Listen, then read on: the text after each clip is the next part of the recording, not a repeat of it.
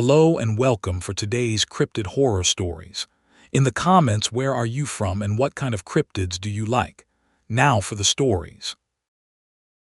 The Hopkinsville Harvest. The rusted .22 rifle shell rolled across the blood-smeared kitchen floor, spinning lazily past overturned chairs and shattered crockery, until it came to rest against the swollen, blistered toe of something that shouldn't exist. The toe twitched, the nail black and curling like a burnt talon, and the shell made a hollow chiming sound as it settled into the thickening pool of red that had spread from the pantry outward. Agent Deborah Cross of the Federal Bureau of Investigation stood in the doorway of the Sutton farmhouse, her hand hovering near her service weapon without quite touching it. She had seen 100 crime scenes in her 15 years with the Bureau: gangland executions in Chicago, cult massacres in the desert, the aftermath of serial killers who left bodies like signatures, but nothing had prepared her for this. The air in the kitchen smelled wrong, like copper pennies left too long in vinegar mixed with something sulphurous and ancient, a stench that seemed to crawl into her nostrils and settle in her lungs like greasy smoke. They weren't from space. The voice came from the corner of the room, cracked and whisper-thin, barely audible over the buzzing of flies that had found the feast spread across the linoleum. They were always here, just sleeping. Cross turned slowly, her sensible shoes making sticky sounds against the floor. In the corner, wrapped in a police blanket that had gone gray with ash and something darker, sat Margaret Janie Sutton. The woman was 78 years old. Cross knew from the file, but she looked closer to 100 tonight. Her hair, what remained of it, had turned the color of old snow, brittle and patchy where she had torn handfuls from her own scalp. Her eyes were the worst, pale blue irises floating in sclera that had hemorrhaged red, giving her the appearance of someone who had stared too long at something that burned the mind as surely as it burned the flesh. "Mrs. Sutton," Cross said, keeping her voice level despite the copper taste of fear in her mouth, "can you tell me what happened here?" Janie laughed, a sound like dry leaves scraping across pavement. "What happened? Agent, what happened started 69 years ago. It started when the earth burped up something that had been digesting in her belly since before the dinosaurs turned to oil." She pulled the blanket tighter around shoulders that had gone skeletal beneath her house dress. "But you want to know about tonight. You want to know about the screams and the blood and the things that peeked through windows with eyes like silver dollars." Cross took a step closer, her foot sliding in something wet she refused to examine. "Start from the beginning, please." Janie's ruined eyes drifted toward the window, where the first gray light of dawn was beginning to stain the Kentucky sky.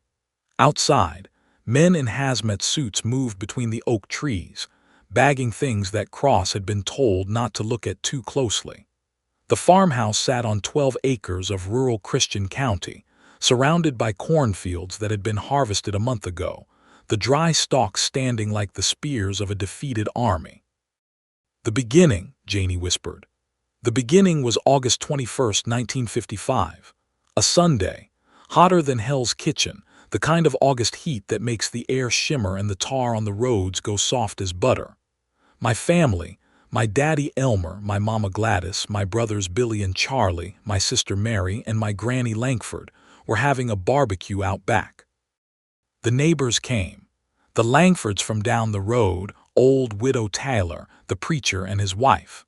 We had paper lanterns strung between the oak trees, the ones that had been there since before the Civil War." Cross pulled out her notebook, more out of habit than necessity. The digital recorder in her pocket was already running, capturing every cracked syllable. "The children ran through the dark with mason jars," Janie continued, her voice taking on a dreamy quality that was somehow more disturbing than her earlier hysteria. "Catching fireflies, dozens of them, blinking on and off like little stars had fallen into the grass. My cousin Ronnie caught the most, 37 in one jar. He was so proud, grinning with that gap where he'd lost his front tooth to a baseball. We laughed when he accidentally let them all go, a cloud of green-gold light rising into the night." She paused, her throat working. We were happy, Agent. Stupid and happy and full of pork ribs and my mama's potato salad. Nobody knew. Nobody could have known that 3 miles away something was waking up. Something that had been dreaming in the dark places beneath the hills, dreaming for thousands of years, maybe millions. The old families knew. The Langfords and the Powells and the families who had been here since before Kentucky was Kentucky. They had stories. Whispers about silver folk who lived in the caves, who came out when the earth sang wrong. But we didn't listen.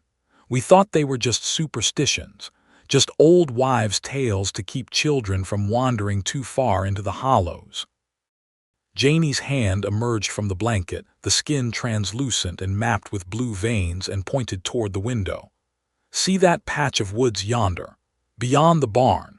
That's where it started, where the sky opened up and spit out something that wasn't a meteor, wasn't a plane, wasn't anything that had a name in any human tongue. Cross looked. The woods were just woods, oaks and sycamores and the occasional pine, the undergrowth tangled with kudzu and blackberry vines. Nothing remarkable, nothing to suggest that something had fallen from the heavens and burrowed into the earth. It was just after 11, Janie said. The adults were sitting on the porch, drinking iced tea and bourbon, talking about Eisenhower and the price of tobacco. The children were in the yard playing tag in the dark. I was 12 years old, Agent. 12 years old and convinced I was grown up enough to sit with the adults. I had just poured myself another glass of lemonade, spiked with bourbon by Uncle Avery, though I didn't know it then, when the sky screamed. Screamed, Cross asked. Like metal tearing. Like the sky itself was a curtain being ripped from top to bottom. We all looked up, every last one of us, and we saw it. A streak of light, white-hot at the front and trailing green fire behind it. A shooting star, that's what Uncle Avery said. Make a wish, Janie girl, but it didn't burn out. It kept coming lower and lower, and I could see that it was wrong. Shooting stars fall straight. This one curved. It curved like it was steering, Agent. Like it had a mind and a purpose and it had chosen us. Janie's breath hitched. It crashed in the woods. Not a crash like you'd expect. No explosion, no fireball, no boom that would bring the neighbors running. Just a sound like a giant wet towel being snapped, and then a silence so complete I could hear the blood rushing in my ears. The dogs started barking. Every dog for miles, it seemed like hours, the Langfords, the dogs 3 farms over, barking and howling, and then, one by one, they just stopped. Mid-bark, mid-howl, like someone had reached out and snuffed their voices like candles. What did you do? Cross asked. We waited. Daddy said it was probably a plane, maybe a military test, something we weren't supposed to know about. He wanted to go look, but Mama held him back. She had that feeling, you know, that mother's instinct that something was terribly wrong. She made us go inside. Said we could investigate in the morning when it was light, when whatever it was had cooled down. So we went in. The Langfords decided to go home, though they never made it. We found their truck 2 miles down the road, doors open, engine running, blood on the steering wheel. Widow Taylor stayed, though. Said she was too old to be scared of falling stars. Old fool. Janie's eyes closed, and when she spoke again, her voice had dropped to a whisper that Cross had to strain to hear. I was the first to see them. After midnight, when the house was dark and everyone was in bed. I couldn't sleep. The heat was bad enough, but there was something else, something in the air that made my skin prickle and my teeth ache. I went to the kitchen to get a glass of water, and I heard it, scratching. Not at the front door, at the screen door off the kitchen that led to the back porch. Scratching like a cat wants in, but deeper, harder, rhythmic, like something was tapping out a message. Cross felt the hair on her arms rise. The kitchen was silent now except for the flies and the distant sound of the investigation team, but she could almost hear it too, the scratching, patient and terrible. I walked to the door, Janie said. Slow, Agent. So slow. Part of me knew, you understand. Some deep animal part of my brain that hadn't been civilized by Sunday school and Father knows best. That part was screaming at me to run, to hide, to get the shotgun from above the fireplace and start firing until the barrel went red. But I was 12. I was curious. I thought maybe it was a raccoon or a possum or one of the neighbor's cats that had gotten brave. I reached the door. I put my hand on the latch and I looked up. She opened her eyes, and they were staring at something far beyond the blood-smeared kitchen, something that existed only in memory and nightmare. "It was on the porch roof," she whispered. "Crouched there like a giant silver spider, its body no bigger than a child's, but its arms, God, its arms were long, too long. They hung down past the roof's edge, fingers tapping against the screen in that horrible rhythm. Its head was turned completely around, Agent, 180 degrees like an owl. It was looking at me with eyes that were just silver, no pupil, no white, just mercury staring down. And its mouth wasn't horizontal like ours. It was vertical. It opened like a zipper being pulled down, and inside was nothing but more silver, and teeth like needles, and a tongue that forked and writhed like something separate from the thing it belonged to." Cross realized she had been holding her breath. She let it out slowly, trying to maintain her professional composure, but her heart was hammering against her ribs. "I didn't scream," Janie said. "I couldn't, my throat locked up. I just stood there staring up at this thing that was staring down at me, and I felt its curiosity. That's the worst part, Agent. It wasn't hungry, not right then. It was curious. It wanted to know what I was, how I worked, what I tasted like. I could feel it in my head, poking around like a kid with a stick investigating a dead animal. And then it smiled. That vertical mouth stretched wider and the silver skin around it crinkled, and I knew that it was pleased. It had found something interesting." "What happened next?" Cross asked. Janie's laugh was horrible, wet and broken. "What happened next? Agent, what happened next was the beginning of the end. The beginning of a night that never really ended, that I've been living in for 69 years. My brother Billy came into the kitchen, sleepy-eyed and confused, asking why I was standing in the dark. The thing on the roof, it moved. Faster than anything alive should move. One second it was crouched there, the next it was gone, and there was just a shadow that slipped over the roof and down the side of the house. Billy didn't see it. He never saw anything, the lucky bastard. He died 2 hours later, his heart burst from terror, but at least he never saw what I saw." She pulled the blanket tighter, shivering despite the warmth of the room. "We woke everyone up. Daddy got his shotgun. Uncle Avery had a pistol. We searched the yard with flashlights, but there was nothing. Just the dark and the trees and the sound of the cicadas that had started up again, as if the world hadn't just changed forever. Daddy said I had been dreaming, that the heat and the bourbon lemonade had given me nightmares. He almost convinced me. I wanted so badly to be convinced." "But you weren't," Cross said. Janie agreed. "Because 20 minutes later, while we were all in the living room trying to pretend everything was normal, they knocked on the door. Not the front door, the back door, the kitchen door. 3 knocks, soft, polite almost, like they were neighbors come to borrow a cup of sugar. Daddy went to answer it. Mama told him not to. He told her to hush, that it was probably the sheriff come to investigate the plane crash. He opened the door, Agent. He opened the door and the night came inside." Janie's hand came up, pointing toward the kitchen window, where the first rays of true sunlight were now filtering through the trees. There were 3 of them in the doorway, silver and gleaming in the flashlight beam, their bodies all wrong, joints bending backward, heads too big, arms that hung to their knees. They didn't rush in. They stepped inside one by one, polite as you please, and they looked around the kitchen like they were appraising real estate.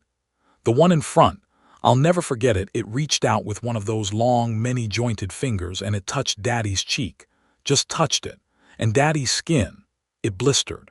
Right there in a perfect circle where that finger had been, the skin rose up in a bubble of pus and blood, and Daddy started to scream. Cross felt her stomach lurch. "What did they do?" "They watched," Janie said simply. "They watched him scream, and they tilted their heads in unison like birds, like they were trying to understand the sound. Then the one that had touched him opened its mouth, that vertical slash, and it made a sound. Not words, not exactly. More like static, like a radio between stations, but I understood it somehow. It said warm. It said soft. It said hollow bones and wet meat. And then it reached for him again, and the night dissolved into hell. The old woman's eyes met Cross's, and in their bloodshot depths, the agent saw the reflection of horrors that had been burning for nearly 7 decades. You want to know what happened, Agent. You want to know about the siege, about Old Man Thompson and the shotgun, about the root cellar and what we found there. Janie's lips pulled back from teeth that had gone yellow and worn. I'll tell you, but you won't sleep again. None of us who survived that night ever really slept again. We just closed our eyes and waited for the darkness to end, knowing that somewhere in the caves and the hollows and the places where the earth folds over on itself, they were still there, sleeping, waiting, hungry. She leaned forward and Cross smelled her breath, sour with fear and age, but underneath it something else, something sulfurous, something that had no business being in the lungs of a human being. They weren't aliens, Agent. They weren't visitors from the stars. They were natives here long before us. The original inhabitants, you might say, and they're waking up again, all over the world in places where the ground is thin and the old stories still linger. They're waking up. And this time they won't stop at one farmhouse. This time they're going to harvest everything that walks on 2 legs. Cross felt the first true tendril of fear snake through her chest, not for what had happened here, but for what might be happening elsewhere while she stood in this kitchen listening to an old woman's madness. She thought of the files on her desk back in Louisville, the reports that had been coming in for weeks, strange lights, missing persons, livestock mutilations, all clustering around the old mining towns and cave systems of the Appalachians. She had dismissed them as hysteria, as meth-related paranoia, as the predictable folklore of isolated communities. But now, standing in the blood-smeared kitchen of a farmhouse that reeked of sulfur and copper, she wasn't so sure. "Tell me everything," she said, and Janie Sutton began to speak of the longest night in Christian County history, the night the silver folk came to call, and the terrible price the living paid to see the dawn. The shotgun blast didn't stop them. It didn't even slow them down. Daddy's first shot took the lead creature square in the chest, or where a chest would be on something that walked like a man but looked like a nightmare made flesh. The silver skin rippled, dented inward like a pillow being punched, and then snapped back into place as the double-aught buckshot was expelled. The pellets clattered to the kitchen floor like hailstones, each one flattened and smeared with something that looked like mercury but smelled like a grave opened on a hot day. "Run!" Daddy screamed, pumping the shotgun and firing again. The second shot went wide, blowing a hole in the kitchen wall the size of a dinner plate. "Get to the root cellar. Go, go, go." Mama grabbed my arm, her fingernails digging crescents into my flesh that would bruise purple by morning. She dragged me toward the hallway, toward the back of the house where the root cellar waited beneath the pantry floor. Behind us, I heard the creatures making that static sound again, that radio between stations crackle that I somehow understood meant amusement. They were laughing at us, laughing at our guns and our fear and our pathetic attempt to fight something that bullets couldn't kill. Billy was right behind us, his face white as paste, his eyes too big for his skull. He kept looking back, kept stumbling, kept whimpering. "What are they? What are they? What are they?" like a prayer that would never be answered. I wanted to tell him to shut up, to run, to save his breath for the sprint to safety, but my own throat was locked around a scream that wouldn't come out. We burst into the pantry, and Mama threw herself at the floor, clawing at the rug that covered the cellar door. Daddy was still in the kitchen, firing, screaming, the shotgun making thunder that shook the jars of preserves on the shelves. I heard glass breaking, not from the gunshots, but from something else, something that moved through the house with the sound of breaking crystal and dripping water. "Help me," Mama screamed, and Billy and I dropped to our knees beside her. The rug came away in her hands, revealing the iron ring set in the wooden door. We grabbed it together, the 3 of us straining, and the door came up with a screech of rusted hinges that sounded loud as a steam whistle. "Elmer," Mama shrieked. "Elmer, come on." But Daddy wasn't coming. The shotgun went silent, and in the sudden absence of its roar we heard the other sounds. Wet sounds. Meat sounds. The sounds of something being torn and separated and consumed. And Daddy's voice, oh God, Daddy's voice, rising in a scream that wasn't human, that was the sound of a soul being ripped from its moorings and devoured while it still lived. I looked back. I shouldn't have, but I did.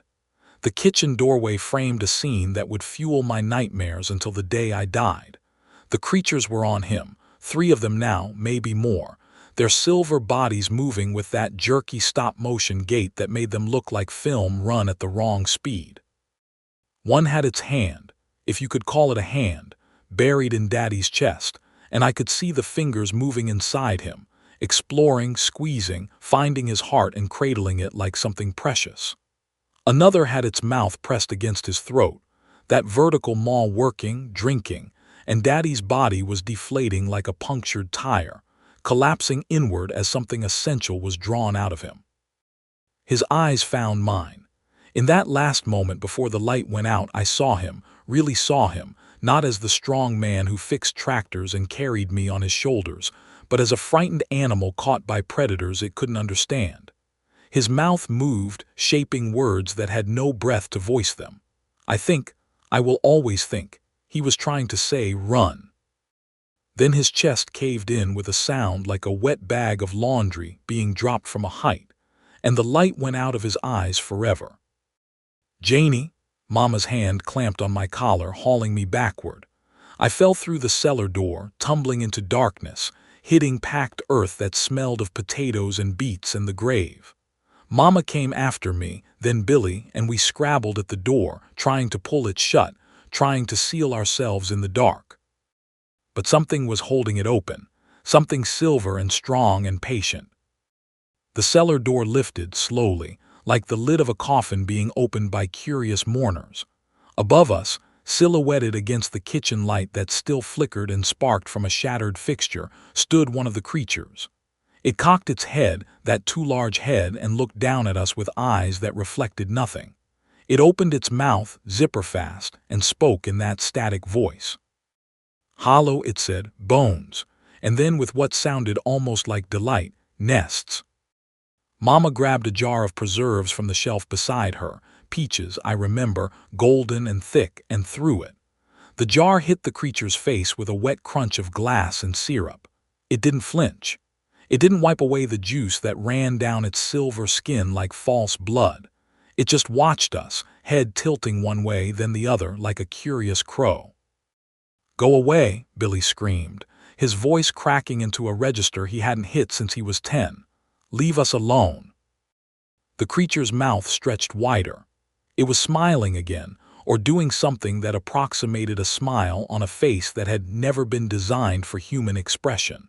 Then it stepped back, and the cellar door fell shut with a boom that shook dust from the rafters. We sat in the dark, the 3 of us huddled together on the dirt floor, listening. Above us, the house had gone silent. No more screams, no more shotgun blasts, no more breaking glass.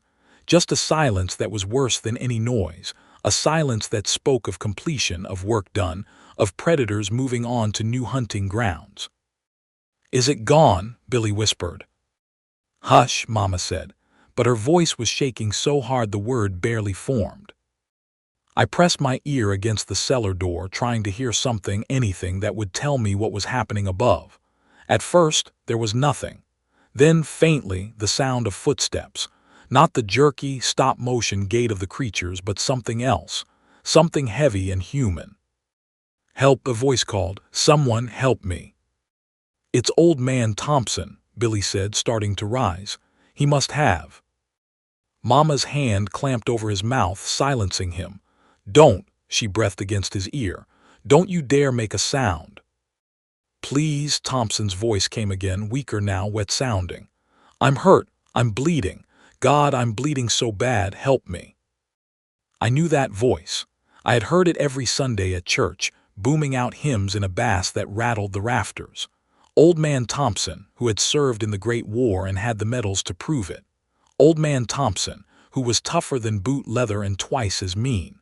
Old Man Thompson wouldn't be whimpering like a hurt child. Old Man Thompson would be cursing, fighting, dying on his feet with his fists raised. But Billy was young. Billy was scared.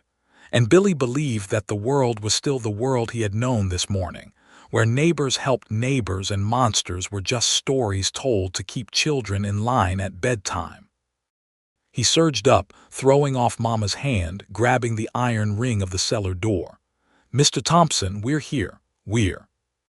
The door exploded upward, torn from its hinges by a force that shouldn't have existed. Billy was thrown back, hitting the cellar wall with a crunch of bone that I would hear in my dreams for the rest of my life. He slid down, leaving a smear of red on the whitewashed brick, and didn't move again. Something came through the doorway, something that wore Old Man Thompson's face like a mask. It was Thompson, or what was left of him. His body was intact, more or less, though his left arm hung at a wrong angle and his chest was concave, ribs broken and pressing against the skin from inside. But his face was wrong. The skin was stretched too tight, the eyes were silver instead of brown, and when he opened his mouth, it opened vertically, splitting his chin and his upper lip in a wound that should have been fatal but wasn't. "Found you," the thing wearing Thompson said, in a voice that was static and wet and somehow still recognizable as his. "Hollow bones, wet meat, nests." Mama screamed, a sound that seemed to come from the bottom of her soul, and threw herself at the creature. She had a butcher knife in her hand. I never saw where she got it. Maybe she had grabbed it when we first ran. Maybe it had been on the shelf all along. And she drove it into the Thompson thing's chest with all the strength of a mother protecting her young. The knife went into the hilt. The thing didn't even stagger. It reached up with Thompson's broken hand, the fingers bending wrong, the joints clicking, and grabbed Mama by the throat, lifted her, held her dangling while her feet kicked and her face went purple and the knife fell from her hand to clatter on the dirt floor. "Learning," the thing said, its mouth stretching wider, impossibly wide, until the whole lower half of Thompson's face was just opening, just maw, just teeth upon teeth upon teeth. "Learning to wear, learning to speak, learning to hunt." I was frozen. I couldn't move, couldn't scream, couldn't even close my eyes as the thing pulled Mama toward that mouth, as the teeth closed around her head, as her body convulsed once, twice, 3 times, and then went limp. The sound was wet, rhythmic, the sound of someone eating a peach, and I watched my mother's body spasm and twitch as the thing fed. When it was done, when the headless corpse dropped to the dirt and lay still, the thing turned to me. Its mouth was smeared with red, with gray, with things I couldn't identify and didn't want to. It cocked its head, Thompson's head, and spoke. "You," it said, "young, soft, grow nests inside." I ran. I don't remember deciding to run, don't remember standing, don't remember the motion of my legs. One moment I was frozen, the next I was moving, scrambling across the dirt floor toward the back corner of the cellar where a tunnel led to the storm shelter. It was a tight squeeze, designed for emergencies, for tornadoes, not for fleeing monsters. But I was small. I was 12. I was desperate. I reached the tunnel entrance and threw myself into it, belly crawling through dirt and cobwebs and the droppings of rats. Behind me, I heard the thing moving, heard the static laughter, heard the sound of Thompson's broken body dragging across the floor. "Run," it called after me in a voice that was almost sing-song, almost childlike. "Run, little hollow, run and hide. We will find, we always find. The earth is ours. The hollows are ours. The dark places belong to us."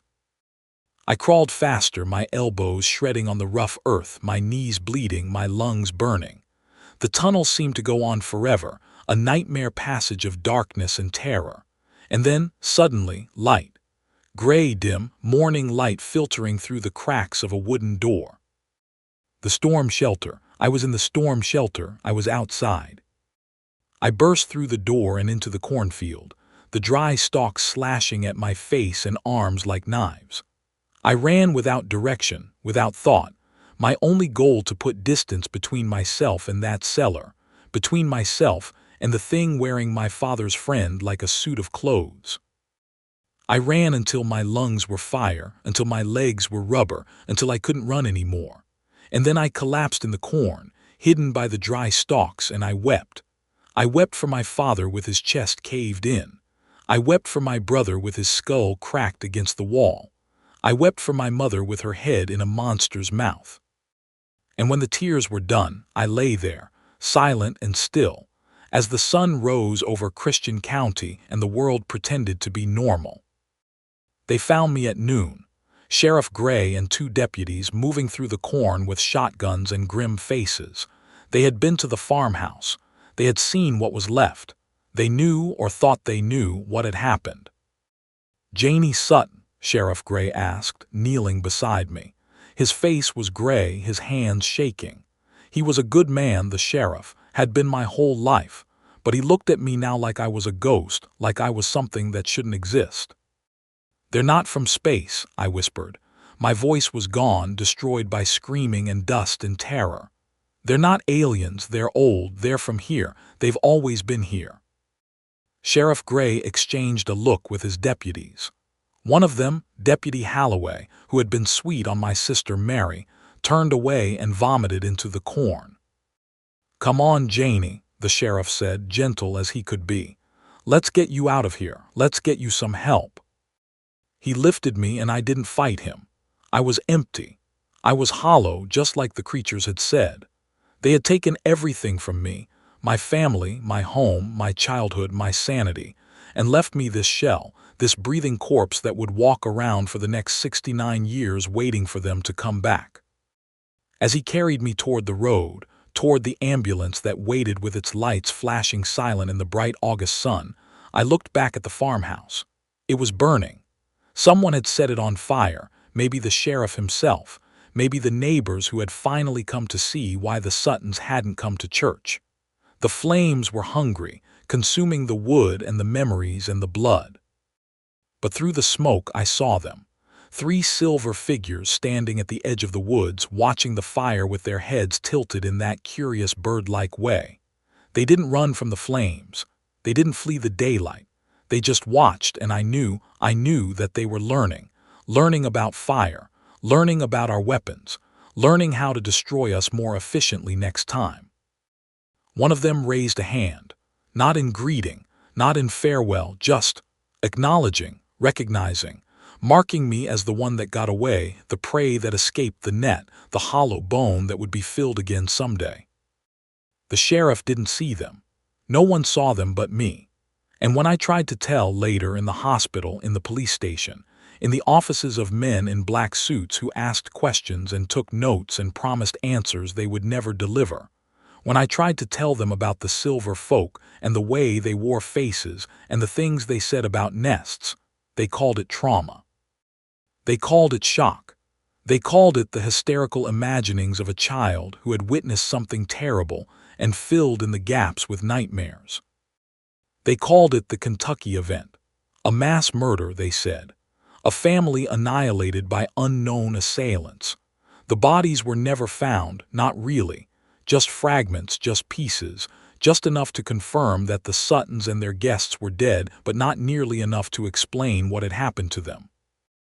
They closed the case after 6 months. Closed it and buried it and told the world it was solved, that it was over, that the danger had passed. But I knew then and I know now that it wasn't over, that it would never be over, that the silver folk were still out there in the caves and the hollows and the dark places beneath the hills, sleeping and dreaming and waiting for the next time the earth sang wrong. And now, Agent Cross, 69 years later, they're waking up again. Agent Cross sat in the chair Janie Sutton had pulled from the kitchen table, her notebook forgotten on her lap. The old woman's voice had gone hoarse, her eyes glazed with the 1,000-yard stare of someone reliving trauma that had never healed, but she continued to speak, her words dropping like stones into a well of silence. "You think you understand," Janie said, her voice barely above a whisper. You think because you've seen bodies, because you've worked homicide, because you've looked at crime scene photos until your stomach stopped turning, you think that prepares you. It doesn't. Nothing prepares you for watching something hollow out your mother and wear her like a coat. Nothing prepares you for the sounds they make when they're feeding. Cross swallowed hard. The kitchen around them had transformed in her mind from a crime scene to a gateway, a threshold between the normal world and something that existed beneath it, older and hungrier than anything human imagination had conjured. "Tell me about the well," Cross said. "You mentioned your mother, you said they dragged her into the well." Janie's laugh was a broken thing, shards of madness glinting in the sound. "I said, when did I say that, Agent? You've been listening to an old woman's rambling for an hour now. Did I really say they dragged her into the well? You said her last words were, 'They're making us into nests.'" "Ah," Janie nodded slowly, her white hair falling across her face like a veil. Yes, I suppose I did. But you misunderstand, Agent. You think I meant the well as a place, a location, but the well is more than that. The well is where they go, where they come from. The well is a throat, you see, a passage down into the dark." She reached into the pocket of her house dress, Cross tensed, hand going to her weapon, and pulled out something small and shriveled and wrong. She held it up to the morning light filtering through the kitchen window, and Cross felt her breath catch in her throat. It was a fetus, desiccated, dried to the consistency of leather, but unmistakably a fetus. 6 inches long, curled in on itself, arms wrapped around knees that were too jointed, fingers that were too long, a head that was too large and crowned with fine silver hair. "This is what they make," Janie said, her voice flat, clinical. "This is what I pulled from my own womb 6 months after that night. 6 months of sickness, of cravings for raw meat and chalk and the soil from beneath the porch. 6 months of dreams where I walked through caverns lined with silver light, where I saw them by the thousands, sleeping in their honeycomb cells, waiting to be born. And then one morning I woke up and felt something wet between my legs, and I reached down and found this thing. My child, they told me. The doctors looked at it and didn't know what to say. They called it a miscarriage, a late-term loss, a tragedy. But they didn't see what I saw. They didn't see the eyes, Agent. Look at the eyes." Cross looked. The fetus's eyes were closed, sealed beneath translucent lids, but she could see the shape of them, the size of them. Too large for the skull that contained them. Predator's eyes, owl eyes, silver eyes. "They don't reproduce like us," Janie continued, rolling the desiccated thing between her fingers like a worry stone. "They need hosts, they need wombs, they need incubators. My mother didn't die that night, Agent. Not really. They took her down into the well, down into the dark, and they did something to her. They changed her. They turned her into a factory, a production line, a breeder for things that shouldn't exist. When the sheriff found what was left of her 3 days later, floating in a pond 3 miles away, bloated and torn, they said it was animals. Coyotes, maybe, or feral dogs, but I knew because I'd heard her voice." Janie's eyes had gone distant, staring at something beyond the kitchen walls. "3 weeks after the attack," she whispered. 3 weeks of sleeping in my aunt's spare room, 3 weeks of screaming every time I closed my eyes. I heard her, outside the window, calling my name. 'Janie,' she said. 'Janie, come down to the well. It's cool here, it's dark, it's safe. Come see what I've made. Come see your new brothers and sisters.'" Cross felt a chill run down her spine that had nothing to do with the morning air. "I went to the window," Janie continued. "I don't know why. Some part of me knew it was a trap, knew that whatever was wearing my mother's voice wasn't my mother anymore. But I was 12, Agent. I was 12 and I had watched her die, and I wanted, God help me, I wanted it to be her. I wanted her back, even if she was just a ghost, even if she was just a memory haunting the yard." She paused, her throat working.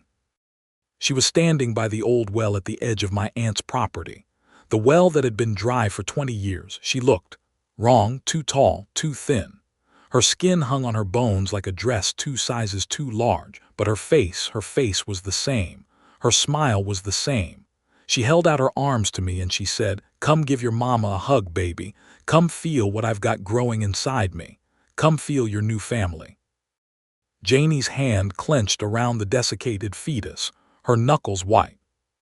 I almost went. I had the window open. I had one leg over the sill.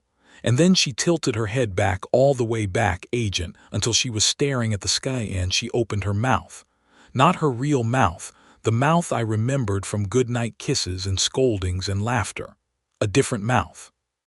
A vertical mouth like the silver folk, and from it came the static, the radio noise, the sound that wasn't words but was somehow worse than any words could be. And I knew that my mother was gone.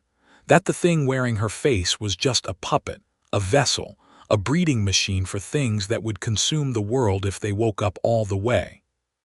Cross found her voice, though it came out rough and uneven. "What did you do?" "I screamed," Janie said simply. "I screamed until my aunt came running, until the neighbors came with their shotguns, until the whole house was full of people and light and noise. And when we looked out the window again, she was gone, just gone, but the well was wet. The dry well was full of water, black and still and smelling of sulfur. And floating on the surface, I saw it before my aunt pulled me away, floating on the surface were eggs, dozens of them, silver and pulsing with light from within." She opened her hand, showing the desiccated fetus again. "I kept this," she said, "all these years, as a reminder, as a warning, as proof, though no one would ever believe me. The government men who came after the attack, the ones in suits who asked questions and took samples and promised answers, they wanted this. They offered me money, Agent, lots of money. And when I refused, they offered threats, said they'd have me committed, said I'd spend the rest of my life in a padded room if I didn't cooperate. But I held on to it. I held on to it because it was the only thing that proved I wasn't crazy, that what I saw was real." Cross looked at the thing in Janie's hand, this impossible relic of a horror that shouldn't exist. Her training screamed at her to dismiss this as madness, to call for a psychiatric evaluation, to arrest the old woman for withholding evidence in a federal investigation. But something else, something deeper and older and more honest, whispered that Janie Sutton was telling the truth. The whole impossible, terrible truth. "Tell me about the siege," Cross said. "You said there were others in the house, other survivors. What happened to them?" Janie's face closed like a door slamming shut. For a moment, Cross thought she would refuse to speak, would retreat into silence and let the story end in the cornfield with her rescue. But then the old woman straightened her shoulders, gathered her strength, and continued. "There were 12 of us in the house when the sun set," she said. 12 souls who thought they were safe behind locked doors and shuttered windows. My family, Daddy, Mama, Billy, Charlie, Mary, and me. Granny Langford, who was 83 and too stubborn to die. The Langfords, George and Martha, and their daughter Sally, who was my age. And old man Thompson, who had walked over from his place when he saw the light in the sky. 12 people. By sunrise, there were 2. "You and who else?" "Sally Langford," Janie said. "She made it to the root cellar with me. We hid together while the world ended above us."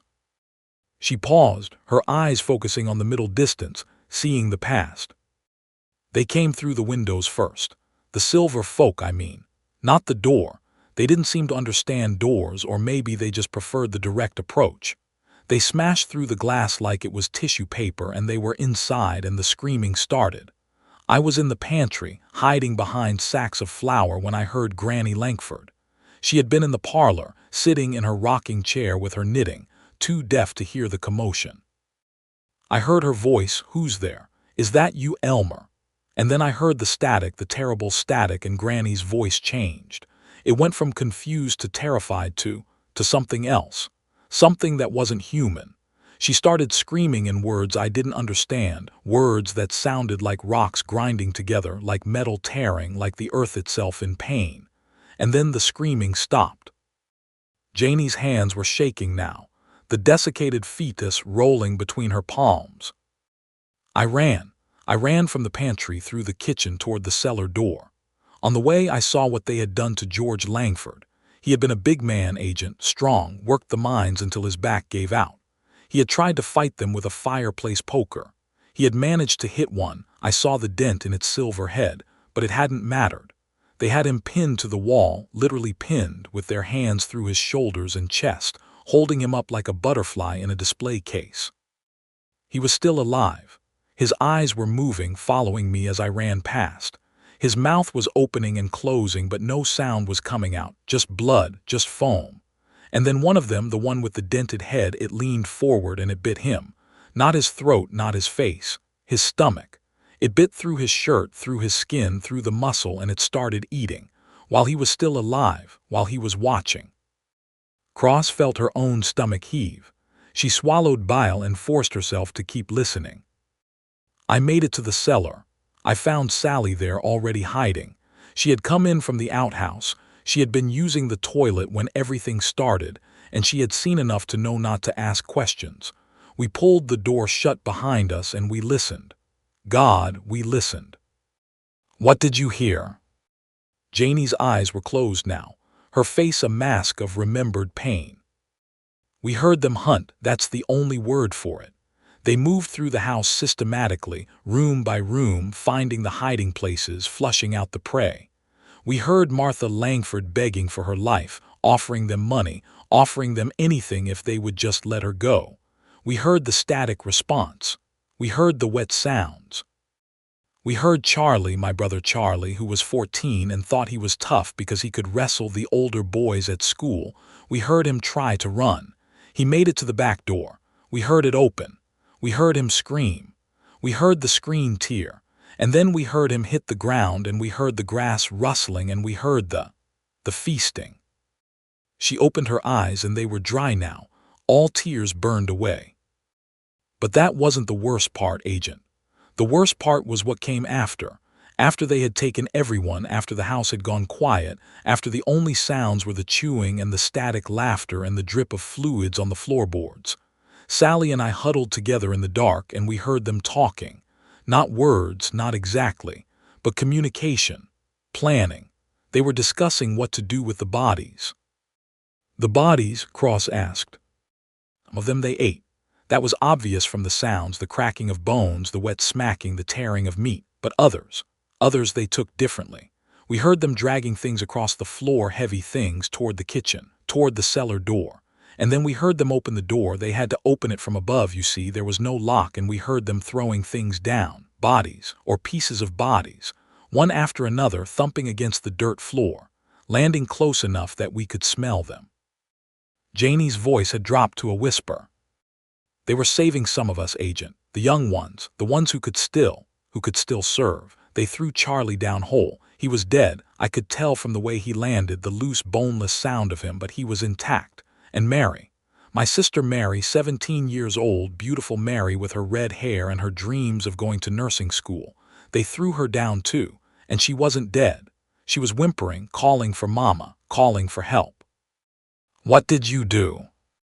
What could we do? Janie's voice cracked.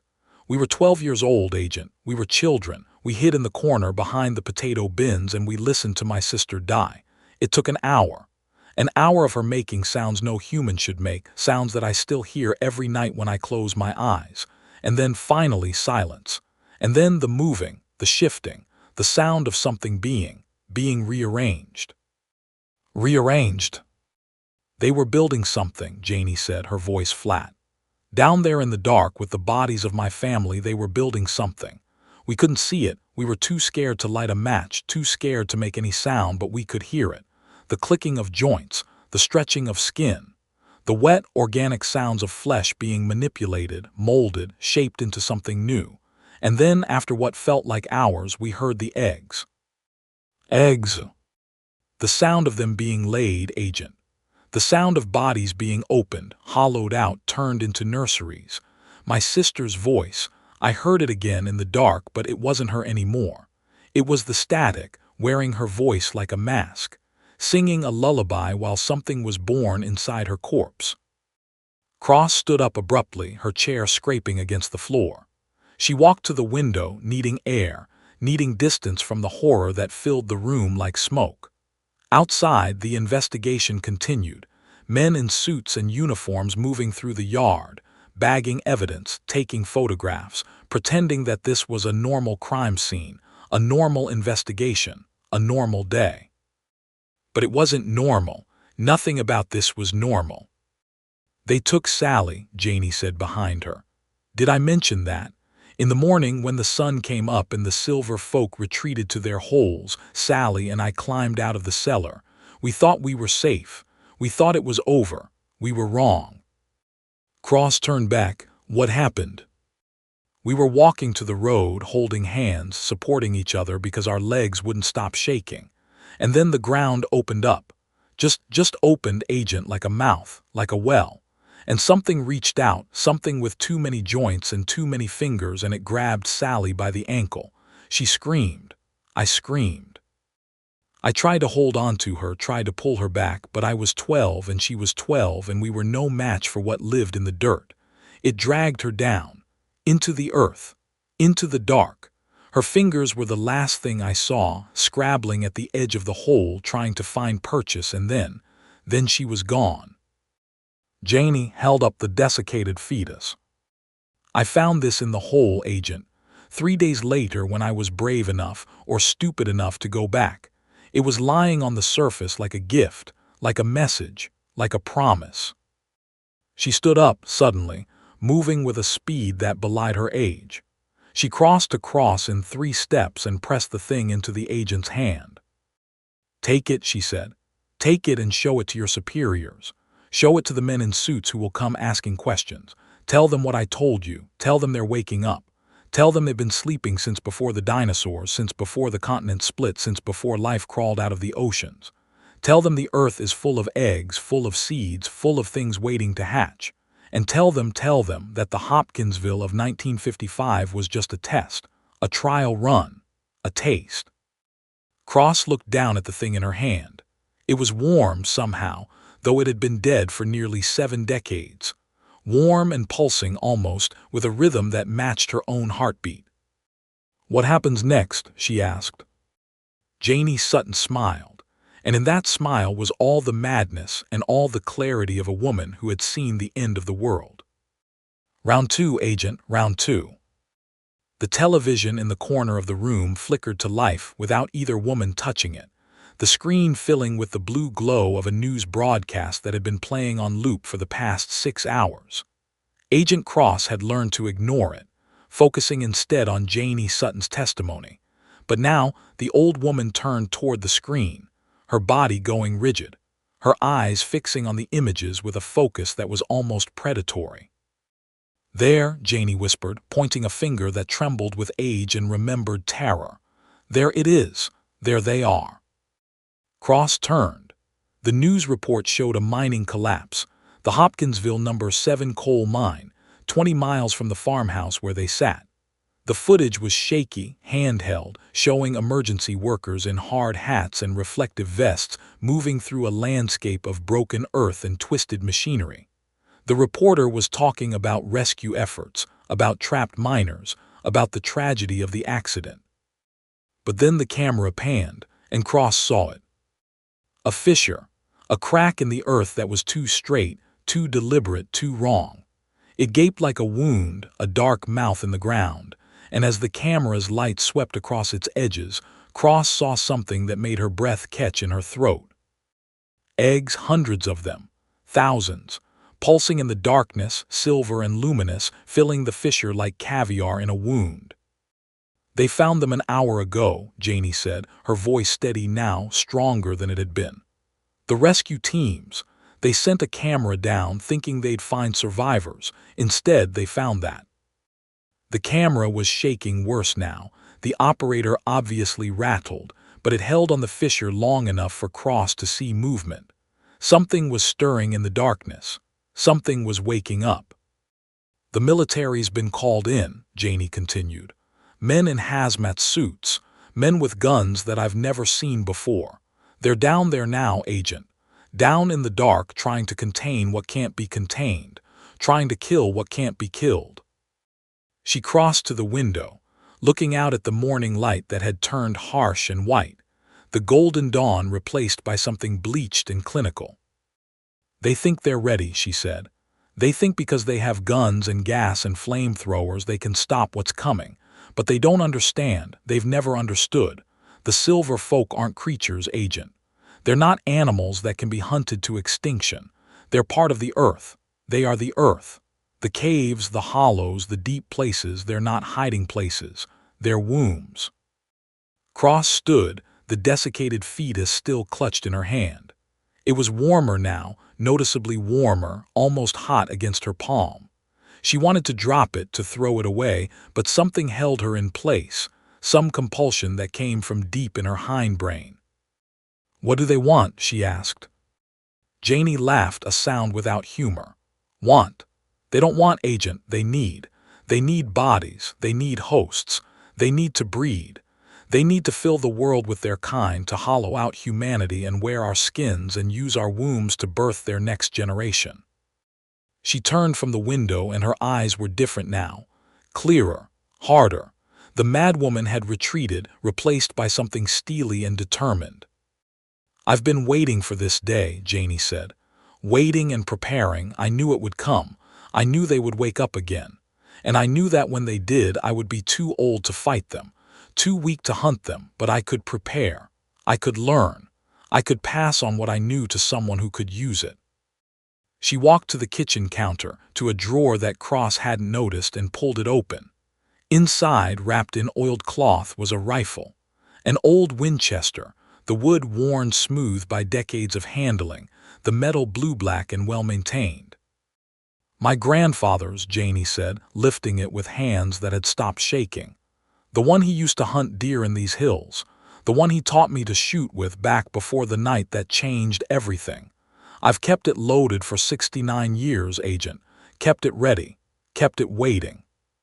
She pulled back the bolt, checked the chamber, loaded a round from a box of ammunition that sat beside the rifle. The sound was loud in the quiet kitchen, the metallic click of death being prepared. "Bullets don't kill them," Cross said, remembering the story of the shotgun. The buckshot expelled like water from a duck's back. "Ordinary bullets don't," Janie agreed. "But these aren't ordinary bullets." She pulled one from the box, held it up to the light. Cross could see that the tip was different, not lead but something else, something silver and gleaming. "I spent 30 years collecting these," Janie said. "Silver from old coins, silver from jewelry, silver from the communion trays of churches that had no more use for them. Melted them down, cast them into bullets. Not because silver kills monsters, that's just stories, fairy tales, but because the silver folk are. They're sensitive to it. It disrupts them, makes them slow, makes them hurt." She loaded 5 more rounds, the rifle's magazine now full of silver death. "It won't kill them," she said, sliding the bolt home. "Nothing kills them, not really, but it will buy time. It will give the men down in that mine, the ones with their flamethrowers and their courage, a chance to get out, to warn the world, to prepare for what's coming." She looked at Cross, and for the first time the agent saw the girl that Janie had been, 12 years old, hiding in a cellar, listening to her family die. "I'm going down there," Janie said. "I'm going to stand at the edge of that fissure, and I'm going to shoot every one of those eggs I can see. I'm going to kill their children before they can hatch, and then I'm going to wait for the mothers to come. And when they do, I'm going to send them back to sleep with bullets made from the same metal they wear on their skins." "You'll die," Cross said. "Of course I'll die." Janie smiled, and it was a real smile this time, the smile of someone who had made peace with the end. "I've been dead since 1955, Agent. This is just the official announcement." She picked up a jacket from the back of a chair, shrugged it on over her house dress.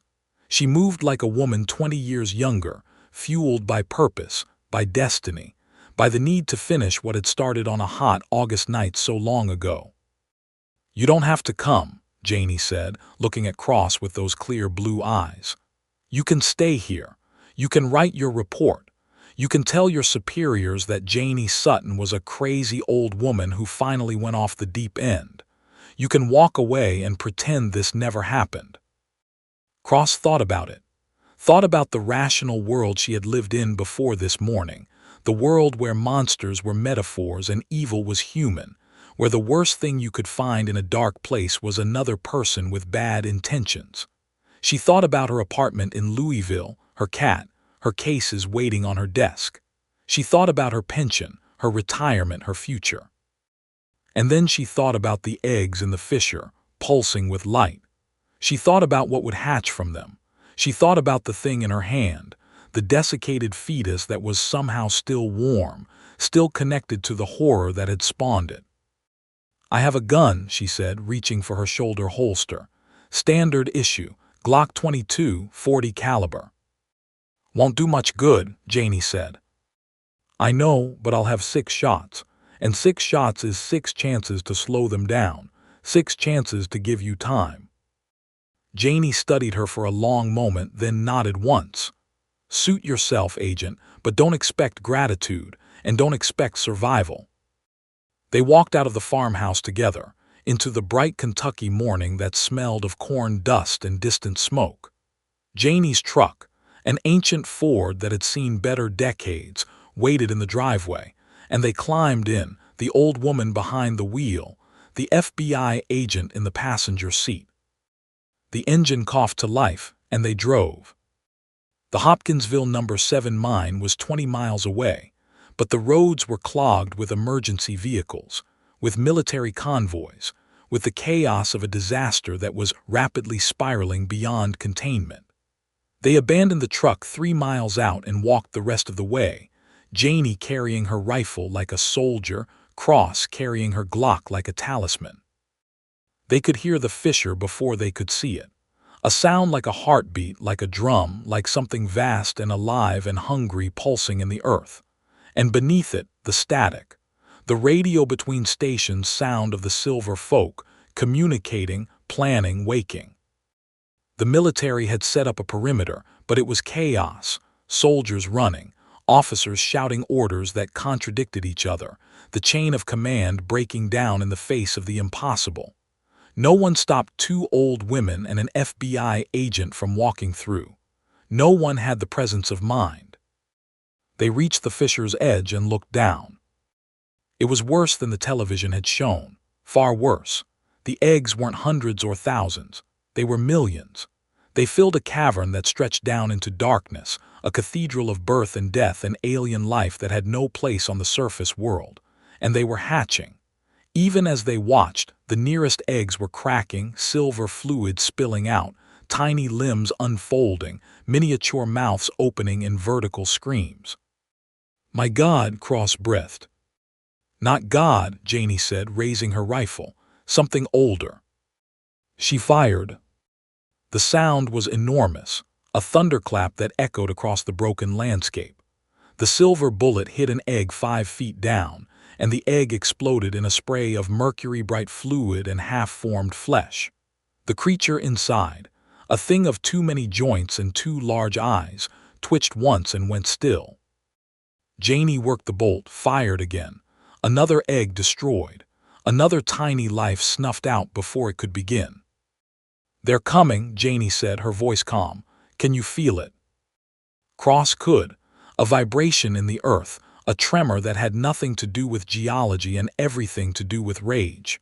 The mothers were waking. The adults were coming. "Keep firing," Cross said, raising her Glock. It felt pathetic in her hand, a toy against what was rising from the depths, but it was all she had. Janie fired again, and again, and again. Each shot destroyed an egg, each explosion of silver fluid painting the sides of the fissure with the death of the unborn. 5 eggs, 10, 20. And then the ground heaved. The fissure widened, the edges crumbling, the earth itself seeming to recoil from what was emerging. A hand, if you could call it a hand, reached up from the darkness, silver and jointed and wrong. It was the size of a man, just one hand, and it flexed its fingers in the light of day for the first time in centuries. "They're here," Janie whispered. The hand found purchase on the edge of the fissure, and then an arm followed, and then a head, that too large head with the vertical mouth that split open in a scream that was all static and fury. The creature pulled itself out of the hole, and then another, and another, until the edge of the fissure was lined with silver bodies, all staring at the two women with mercury eyes, all tilting their heads in that curious bird-like way. "Run!" someone shouted, a soldier, an officer, someone who still understood survival. But Cross didn't run, neither did Janie. "Round two," Janie said, and she fired. The silver bullet took the lead creature in the face. It didn't kill it, nothing killed them. But it staggered, its hands going to the wound, its scream rising in pitch and fury. The others hesitated, confused by pain, by resistance, by prey that fought back. Janie fired again. Again. The rifle clicked empty, and she reloaded with hands that didn't shake, that had been waiting for this moment for 69 years. Cross fired her Glock, the .40 caliber rounds punching silver holes in silver skin. The creatures flinched, hissed, but they didn't fall. They advanced. "The eggs," Janie screamed, firing into the fissure. "Keep killing the eggs." They stood at the edge of the abyss, two women against an army of the impossible, and they fought. They fired until their weapons ran dry, until their hands were burned by hot barrels, until the ground around them was littered with the shattered remains of eggs and the writhing bodies of creatures that wouldn't die. And then the static stopped. The creatures froze, their heads snapping up, their attention drawn to something in the sky. Cross looked up and she saw it, a shadow, vast and dark, blocking out the sun, something descending, something that had been waiting even longer than the silver folk. "No," Janie whispered, "not yet, not now." But it was too late. The shadow fell over them, and the world went dark, and the last thing Agent Deborah Cross heard was the sound of the earth itself screaming. When the light returned, the fissure was sealed. The eggs were gone. The silver folk had retreated back into the depths, and the Hopkinsville No. 7 mine was just a hole in the ground, a tragedy, a statistic. Janie Sutton's body was never found, neither was Agent Cross's. But in the months that followed, as the world moved on and the mine collapse faded from the headlines, strange things began to happen. Missing persons, clustered around cave systems and old mines. Livestock mutilations that defied explanation.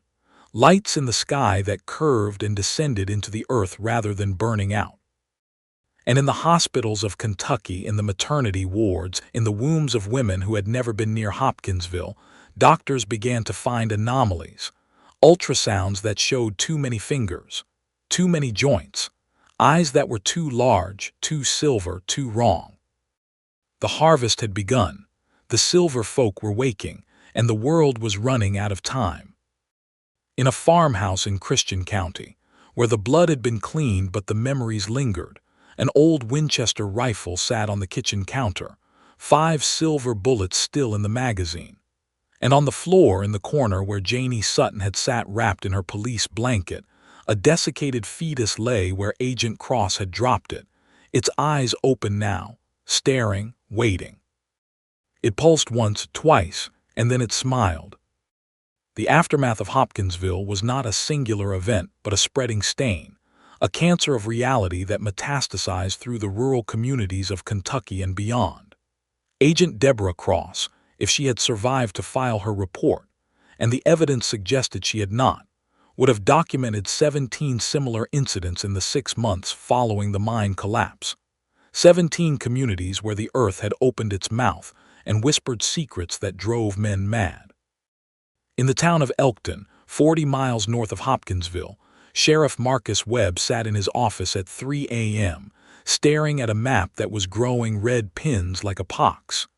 Each pin represented a missing person, a mutilated animal, a report of lights in the sky that moved wrong. Each pin was a promise of worse things to come. "It's spreading," he muttered to himself, though his deputy sat across from him, wide awake on his 3rd cup of coffee. Deputy Sarah Chen nodded, her dark eyes reflecting the fluorescent light overhead. "The feds were here yesterday. CDC, they said. But they weren't CDC. They asked about the Jenkins girl." "What about her?" They wanted to know about her pregnancy, about the anomalies. Webb closed his eyes.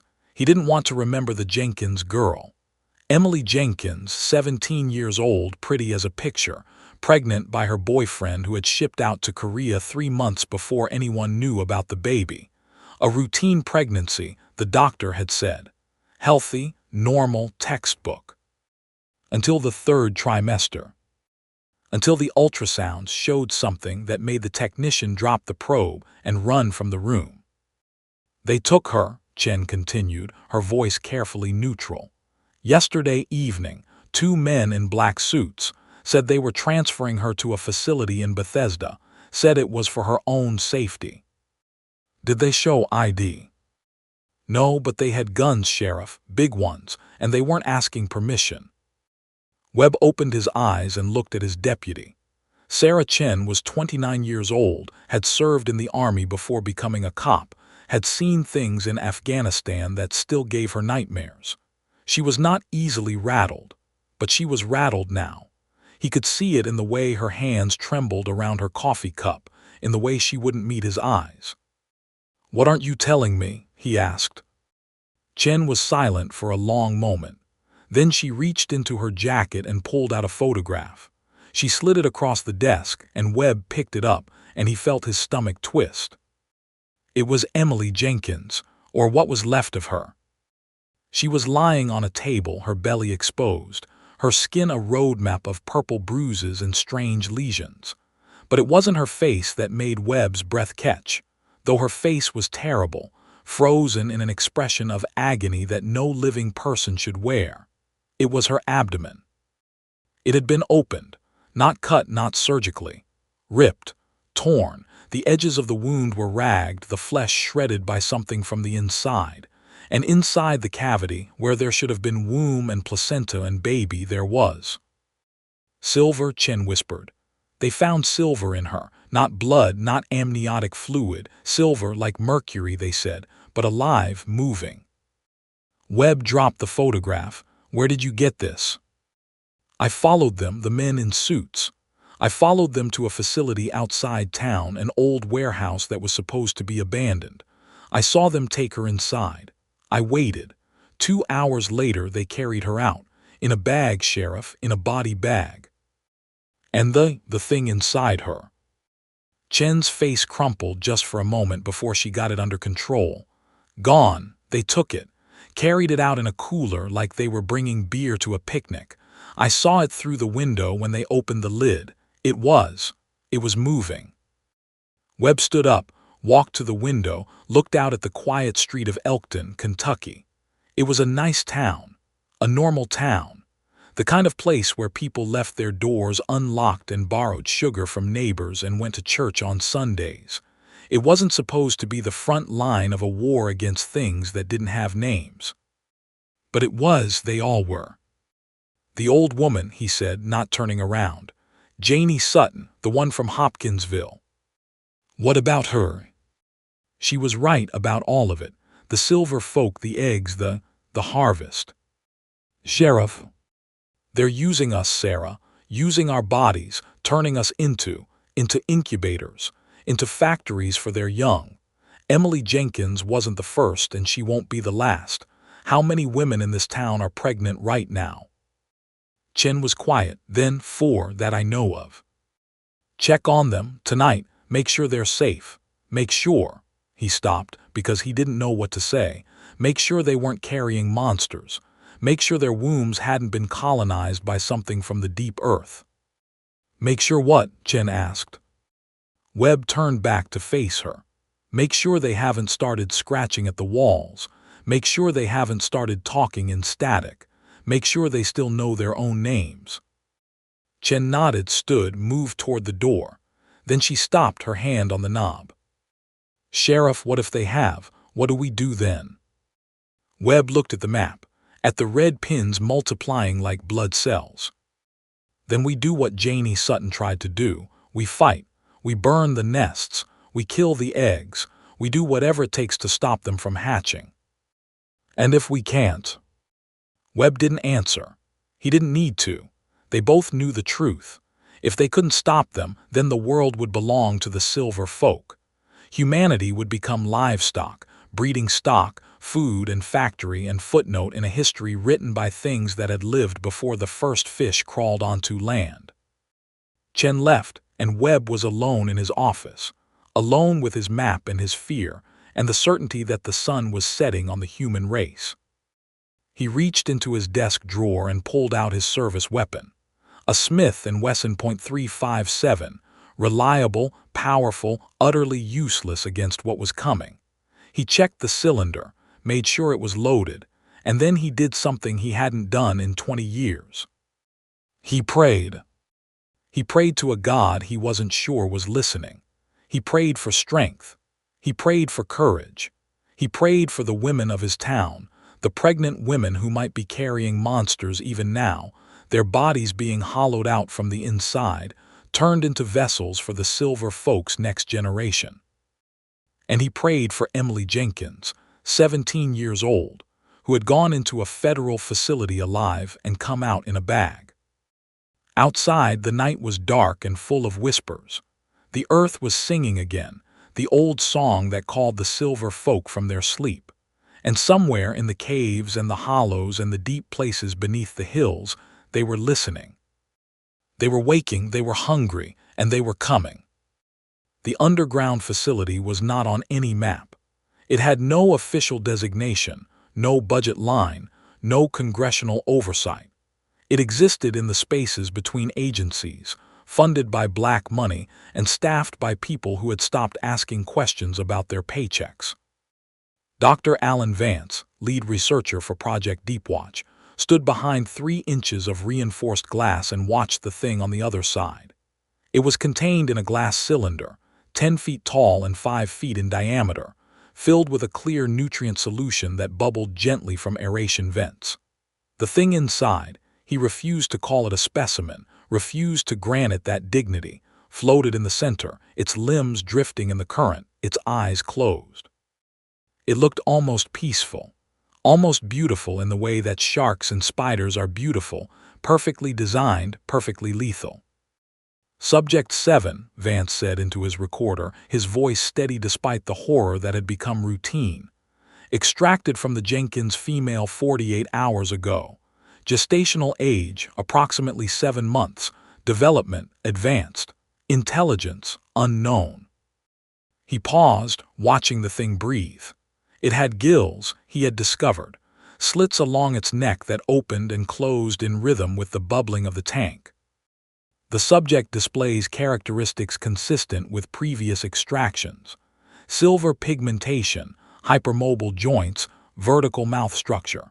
However, this specimen shows additional developments not previously observed. He tapped the glass, a stupid thing to do, but he couldn't help himself. The thing in the tank didn't stir. It was asleep, or whatever passed for sleep in its alien biology. The subject has vocal cords, Vance continued. Human vocal cords or close enough. We discovered this during the extraction procedure. It screamed. Not the static vocalization we've come to expect from the adult specimens, but actual screams. Words even. He waited, letting the silence stretch. Behind him in the observation room, he knew his team was watching, recording, waiting for him to break, to scream, to run from the room like so many of his predecessors had done. It said "Mama" over and over. "Mama, it hurts. Mama, help me. Mama, they're cutting me out." Vance's hand was shaking now.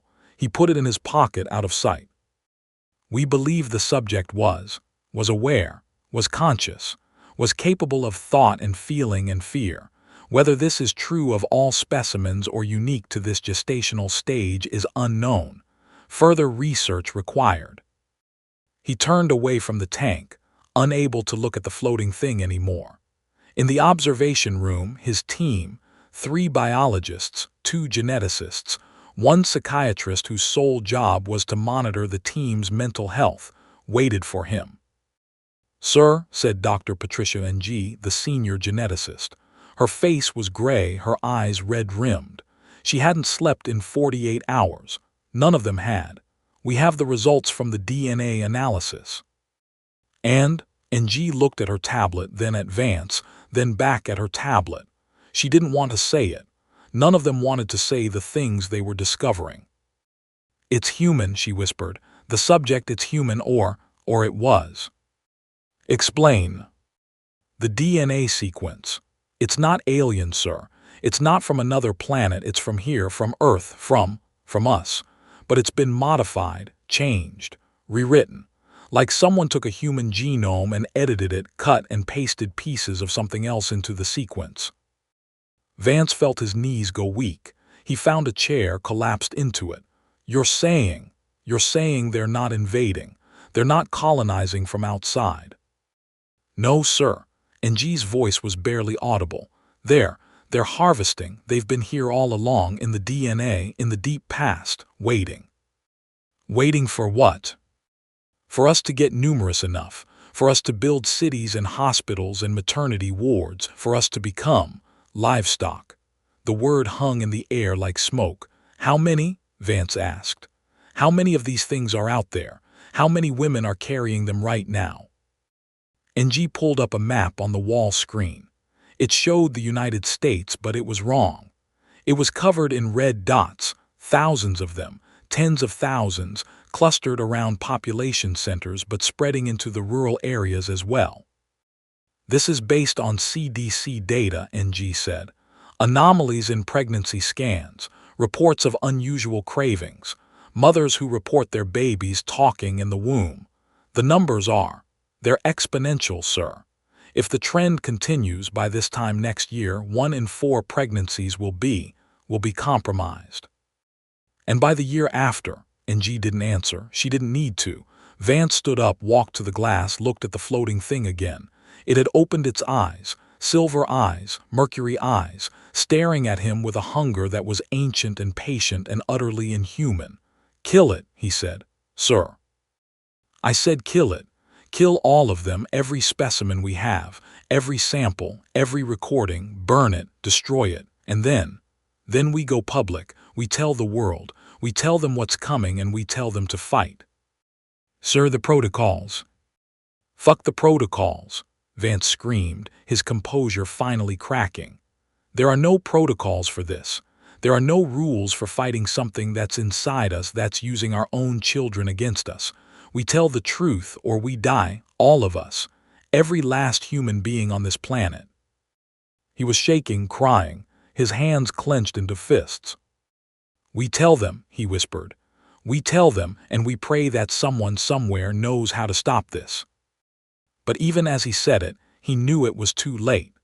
The Silver Folk had been planning this for millennia, waiting in the deep earth for the human population to reach critical mass. They had timed it perfectly, released their spores or their seeds or whatever method they used to infect the wombs of the world, and now it was harvest time. Behind the glass, the thing in the tank smiled, a vertical smile, zipperfast, full of needles. It knew, it had always known, and it was hungry. The Hollow Ones. Chapter 1: The First Kill. The Kaibab National Forest held its breath at dusk, the kind of stillness that preceded violence. Marcus Tso, a 32-year-old surveyor from Flagstaff, had ignored the warnings posted at the trailhead. The signs warned of recent predator activity in cryptic terms that meant nothing to outsiders. Marcus had laughed at them, snapping photos with his phone to mock later on social media. He was mapping an abandoned uranium mine for a development company when he heard the sound. At first, he mistook it for wind through the pines, a child's laugh, high and sweet, coming from the ridge above. But Wind didn't call his name. Wind didn't sound exactly like his daughter, Sarah, who lived 300 miles away in Albuquerque. "Daddy, I'm scared." The voice drifted down through the trees, perfect in every inflection. Marcus dropped his equipment. The surveyor's transit fell into the red dust, its precision instruments cracking against stone. He didn't notice. He was already climbing, his work boots slipping on loose scree, his lungs burning as he scrambled up the incline toward the voice that shouldn't exist. The sun bled out across the horizon, painting the canyon walls in shades of arterial red. By the time Marcus reached the ridge, darkness had pooled in the hollows between the sandstone formations. He called out, his voice cracking with hope and fear. "Sarah, baby, are you here?" The answer came from behind him. Not a voice, but movement. Wet, clicking sounds like joints being forced from their sockets, like meat tearing away from bone. Marcus turned slowly, his flashlight beam trembling across the rock face. The thing that stood before him wore the shape of a man, but wrong. Its limbs were too long, bent at impossible angles, the joints reversed like a spider's legs. The skin hung loose, ill-fitting, obviously stolen from something else. The face was worse, pulled into a rictus smile that split too wide, revealing rows of needle teeth that curved inward like fishhooks. But the eyes held him. Amber eyes glowing with their own sickly luminescence, pupils dilated to black pits that seemed to drink in the surrounding light. Those eyes were ancient, hungry. "Sarah's not here," the thing whispered, and its voice was a chorus. Marcus's daughter's tones layered over something older, something that spoke from deep within the earth. Marcus tried to run. His body betrayed him, locked in the paralysis of prey recognizing predator. The hollow one moved in blurred segments, its backward-jointed legs carrying it across the stone with impossible speed. One elongated hand, fingers too numerous, tipped with black claws, reached out and wrapped around Marcus's throat. The lift was effortless. Marcus felt his boots leave the ground, his windpipe compressing under pressure that could crush stone. He kicked, he clawed, but the skin he tore away revealed nothing beneath. No blood, no muscle, just emptiness where flesh should be. The hollow one brought him close, close enough to smell its breath, copper and rot and something sweet like overripe fruit. "Your fear tastes like honey," it whispered, and then it bit. The teeth didn't pierce skin, they unzipped it. Marcus felt his throat open in a wet line, blood spraying in arterial jets that painted the sandstone crimson. The creature drank from the wound, its hollow throat making obscene swallowing sounds. But it didn't stop there. With surgical precision, the hollow one began to peel. Fingers hooked under the skin of Marcus's chest, finding purchase in the subcutaneous fat, and pulled. The skin came away in sheets, separating from the muscle beneath with the sound of wet Velcro. Marcus was still alive when it reached his abdomen, still screaming through his ruined throat when it exposed his intestines to the cooling night air. The creature worked slowly, savoring. It removed his face last, carefully preserving the features it would need. Marcus's final sight was his own skin being pulled over the hollow one's skull, stretching and reforming until it wore his face like a mask. When the ravens found him 3 days later, what remained was barely recognizable as human. The body had been hollowed out, ribcage cracked open, organs arranged in patterns that meant nothing to the coroner but everything to those who knew the old ways. The skin was gone, every inch of it, leaving red muscle and yellow fat glistening in the Arizona sun. Chapter 2: Daniel's Arrival.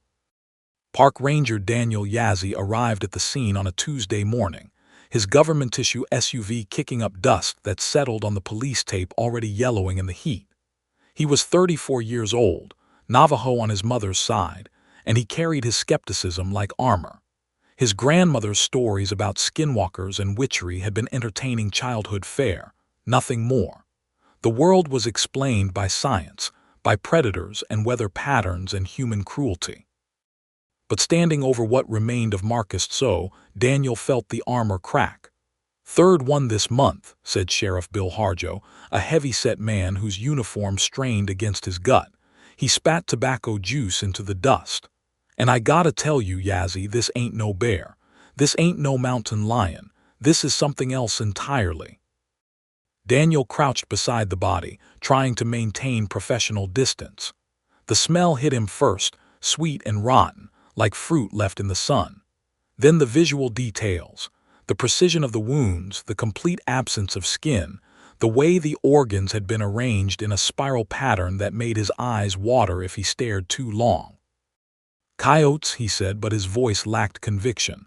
Harjo laughed, a humorless bark. Coyotes don't arrange entrails in crop circles. Coyotes don't take the goddamn skin. He was right. Daniel had seen coyote kills before, messy, frantic affairs where the predator fed in panic and haste. This was ritual. This was art. The coroner, a young woman named Chen who looked like she hadn't slept in days, approached with her kit. Preliminary examination shows the victim was alive for most of it, she said, her voice flat with shock. Toxicology will confirm, but there are signs of struggle, conscious struggle. He felt everything. Daniel stood, wiping his hands on his pants even though he hadn't touched anything. Any witnesses? Anyone hear or see anything? Harjo shook his head. Tso was working alone, but we found something. He led Daniel 20 yards away to where another officer stood guard over a patch of disturbed earth. Footprints, barefoot, human-sized, leading away from the scene. Daniel studied the impressions in the dust. They were wrong. The toes were too long, articulated in ways that didn't match human anatomy, and there were too many of them, 7 on each foot, arranged in a pattern that suggested the creature had been moving backward when it left. Those aren't human, Daniel said. No shit, Harjo replied, and they're not matching anything in our database. Not bear, not big cat, not nothing. It's like something walked away on. He trailed off, unwilling to finish the thought. On what? On legs that bend the wrong way. Daniel felt ice form in his stomach. His grandmother's voice echoed in his memory. The hollow ones walk backward to confuse the spirits. They wear the skins of the dead so the living can't see their true faces. I need to make a phone call, he said. Chapter 3: The Second Body. The call to his grandmother went unanswered. Daniel left 3 voicemails, each more urgent than the last, before giving up and driving back to the ranger station. He spent the afternoon filing reports, forcing himself to describe the scene in clinical terms. Extensive soft tissue trauma, post-mortem organ displacement, possible predatory involvement. He didn't write. Something wearing a dead man's face tore him apart while he was still conscious. Night fell, and with it came the radio call. Daniel was alone at the station, the fluorescent lights buzzing overhead like angry insects, when his emergency line crackled to life. Ranger Station 7, this is Unit 47 requesting backup at coordinates. The transmission dissolved into static, then resumed with a different voice. Oh God, it's wearing his skin, it's wearing his. The scream that followed wasn't human.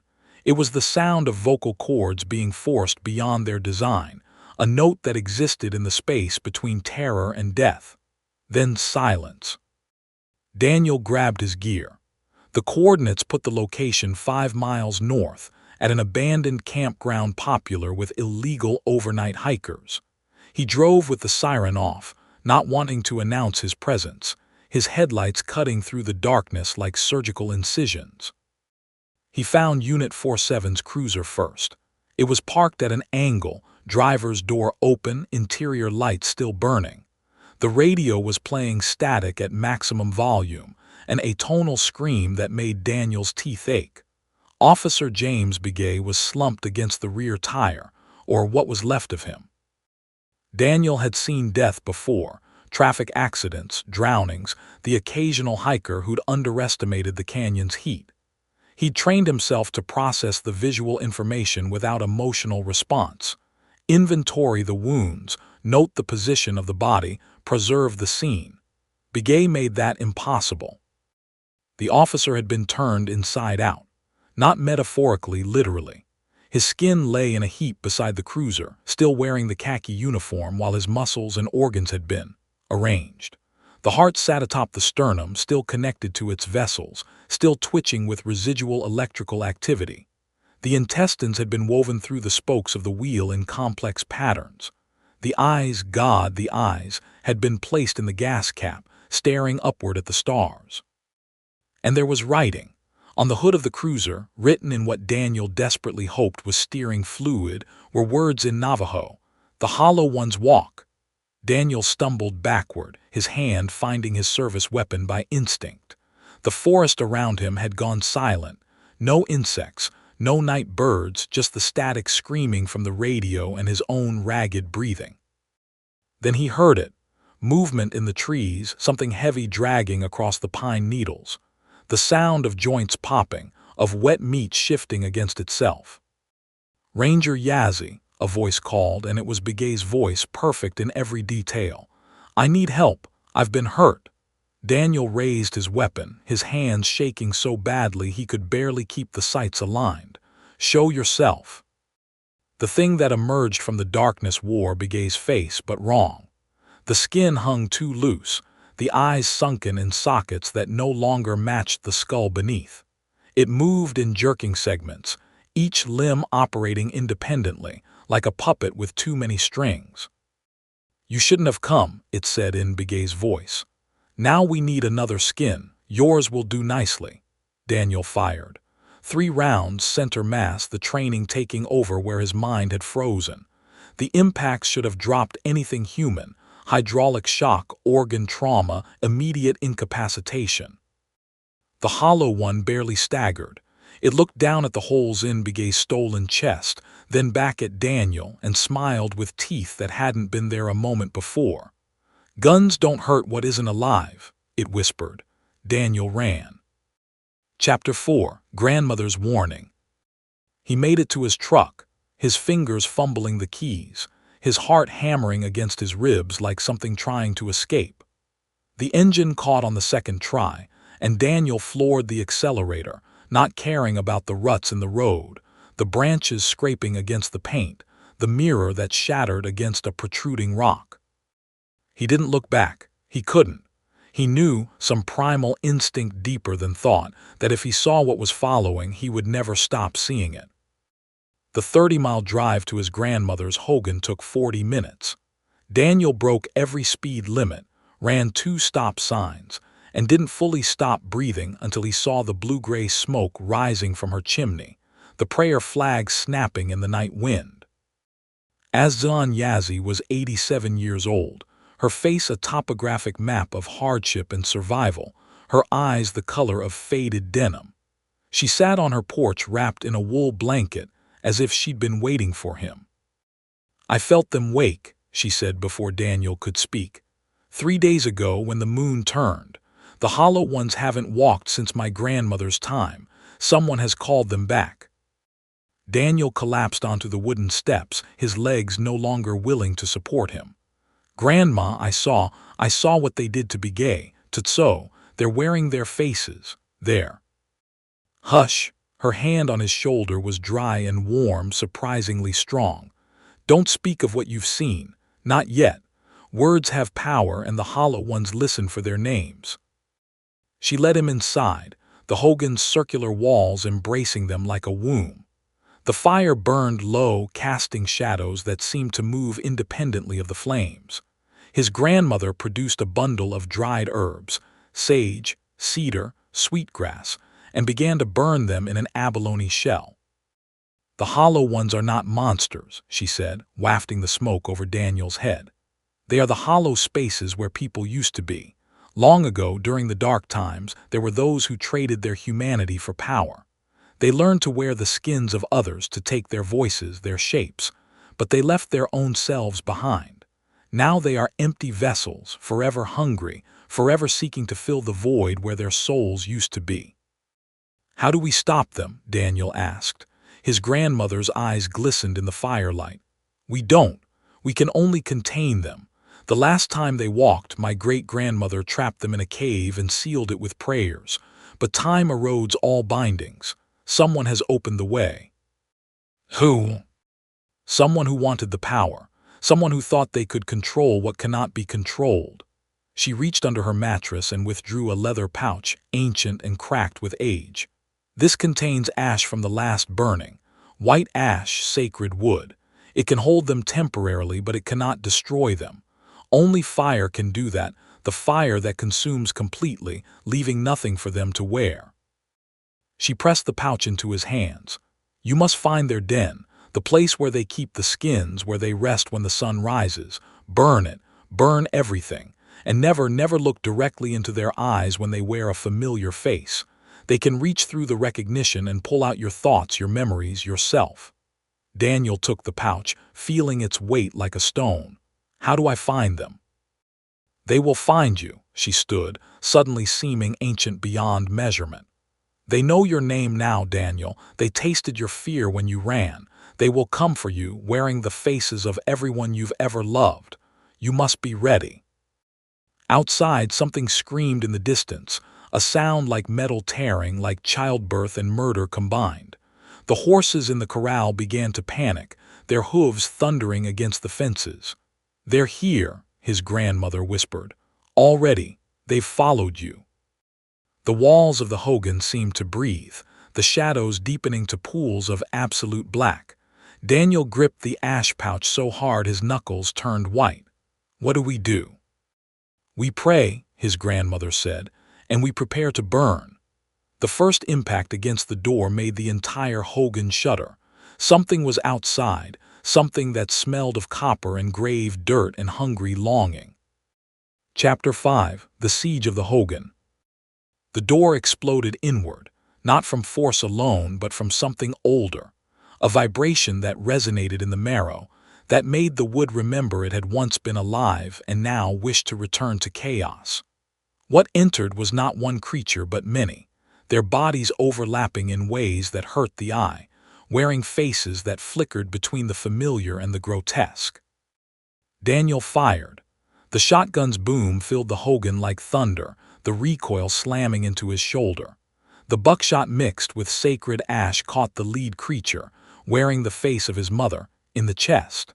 The impact should have destroyed a human torso, should have opened a cavity of ruptured organs and splintered bone. Instead, the hollow one stumbled backward, mother's face rippling like water, and laughed. The sound was wrong, coming from too many throats at once, layered with harmonics that made Daniel's ears bleed. "Ash cannot kill what has no flesh," it whispered in mother's voice, "only inconvenience us." But the creature retreated, clutching the wound where the ash had burned.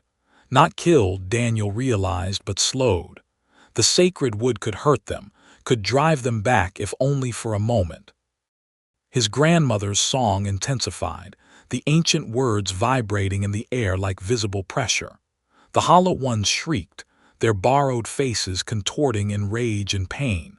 They hated the old prayers, Daniel realized. The words were a barrier, a wall of sound that pushed against their emptiness. "We will have you," they chorused, Begay's voice layered over Tso's over voices he didn't recognize. "We will wear you all. We will walk in your skin and eat your memories and live in your homes. You cannot stop us. No one has ever stopped us." Daniel fired again and again, each blast pushing them back, each shell buying precious seconds.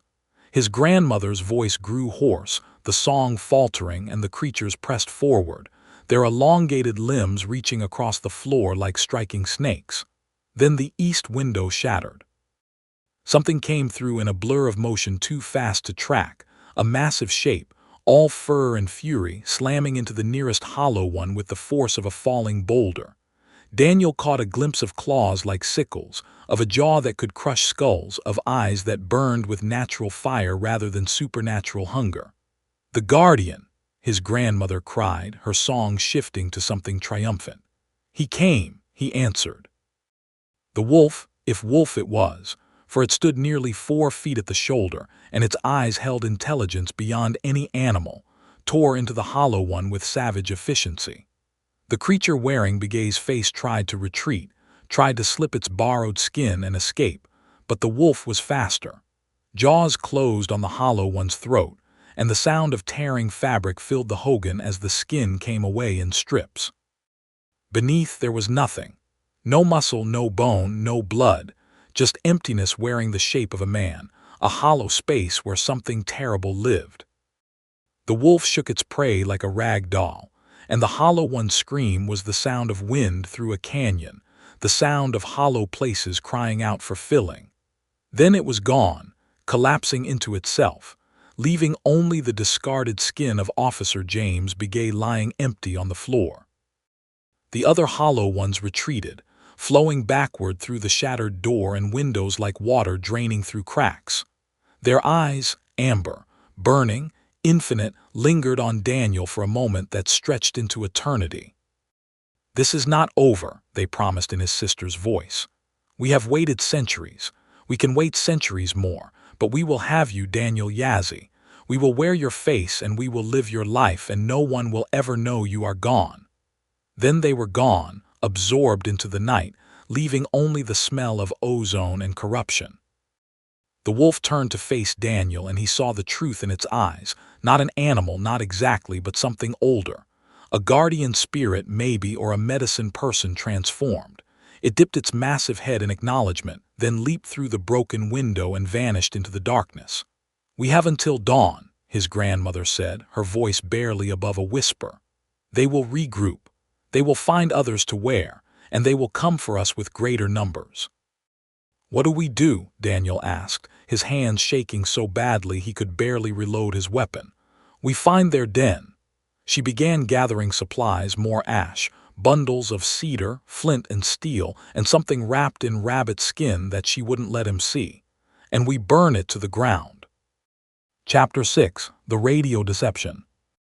They took his grandmother's ancient pickup truck, the engine rattling like bones in a coffin, headlights cutting through the darkness that seemed thicker than natural night.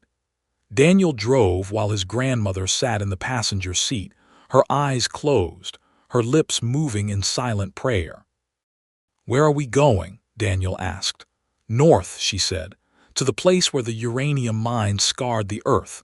They woke there in the poisoned ground. Their den will be nearby." The radio crackled. Daniel had turned it off before they left, but now it hummed with static, building to a voice that made his blood freeze. "Daniel," it said, and it was his sister's voice, his sister who lived in Phoenix, who was safe, who was far from this nightmare. "Daniel, help me. I'm lost in the woods. I took a wrong turn and I'm so scared and something's following me." "Don't listen," his grandmother snapped. "It's not her, it can never be her." But the voice continued, perfect in every detail, every catch of breath, every tremor of fear. "I'm near the old mine. There's a cave. I'm hiding inside, but I can hear it outside, Daniel. I can hear it wearing Dad's voice asking me to come out. Please, Daniel, please come get me." Daniel's hands tightened on the wheel. "Grandma, what if?" "No," she struck the radio with her fist and the plastic cracked, but the voice continued, now coming from Daniel's phone in his pocket, now from the GPS unit on the dash, now from somewhere outside the truck, drifting through the open window. "Please, Daniel, I'm so cold. I'm so scared. Don't let them wear me. Don't let them." The voice cut off with a wet sound, like a throat being filled with something viscous. Then his sister screamed, and the scream went on, stretching into frequencies that made Daniel's nose bleed, that made his vision swim with black spots. "Stop," he shouted, slamming the brakes. The truck skidded to a halt in the middle of the empty road, dust swirling in the headlights like angry spirits. His grandmother grabbed his face with both hands, forcing him to look at her. "Listen to me, grandson. Your sister is safe. She is in Phoenix. She is asleep in her bed right now. This is what they do. They find the cracks in your heart and they pry them open. They wear the faces of your beloved and they whisper your deepest fears. You must be stronger than your love. You must be harder than your grief." Daniel blinked, blood running from his nose, tears streaming down his face. "How do I know what's real?" "You don't," she said softly. "Not anymore. That's the price of knowing they exist. The world will never be solid again. Everyone you meet could be wearing a stolen face. Every voice on the phone could be a trap. You must learn to trust the feeling in your gut, the instinct that predates thought. Your body knows truth even when your mind is deceived." She released him and pointed through the windshield. "There, the mine." The abandoned uranium mine loomed ahead, its entrance a black mouth in the hillside, surrounded by warning signs that had faded to illegibility. The equipment was rusted, collapsed, reclaimed by the desert, but fresh tracks led toward the entrance, barefoot prints in the dust, arranged in that wrong, backward pattern. Daniel checked his shotgun, felt the weight of the ash shells in his pocket, and stepped out into the night. Chapter 7. The Cave Discovery. The mine entrance breathed. That was the only way Daniel could describe it, air moving in and out with a rhythm that suggested lungs, that suggested something vast and living lay within. The darkness was absolute, a black so complete his flashlight seemed to dim rather than illuminate. His grandmother moved beside him, sure-footed despite her age, guided by senses Daniel didn't possess. "Stay close," she whispered. "The paths split, divide, double back. This place is a labyrinth designed to trap the unwary." They descended, the air growing colder with each step, the smell of uranium and ancient stone giving way to something else. Copper, rot, the particular sweet-sour scent of decay that had never known the clean honesty of death. The tunnel opened into a chamber, and Daniel's flashlight revealed a sight that stopped his breath. Skins, hundreds of them, maybe thousands, hung from the ceiling like some obscene dry cleaning service. They were arranged by size, by species, by some system Daniel couldn't comprehend. Human skins dominated the center, men, women, children, infants, each preserved with impossible perfection, faces frozen in expressions of terror or peace or the vacant stare of the freshly dead. But there were other skins too. Deer, elk, mountain lion, bear. Smaller creatures, rabbits, squirrels, birds dangling in clusters like obscene fruit.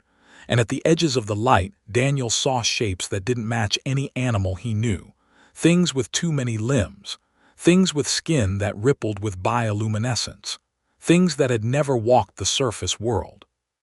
"This is their wardrobe," his grandmother whispered, horror cracking her ancient voice. "This is where they choose what to wear. Each skin holds memories, experiences, lives they can step into.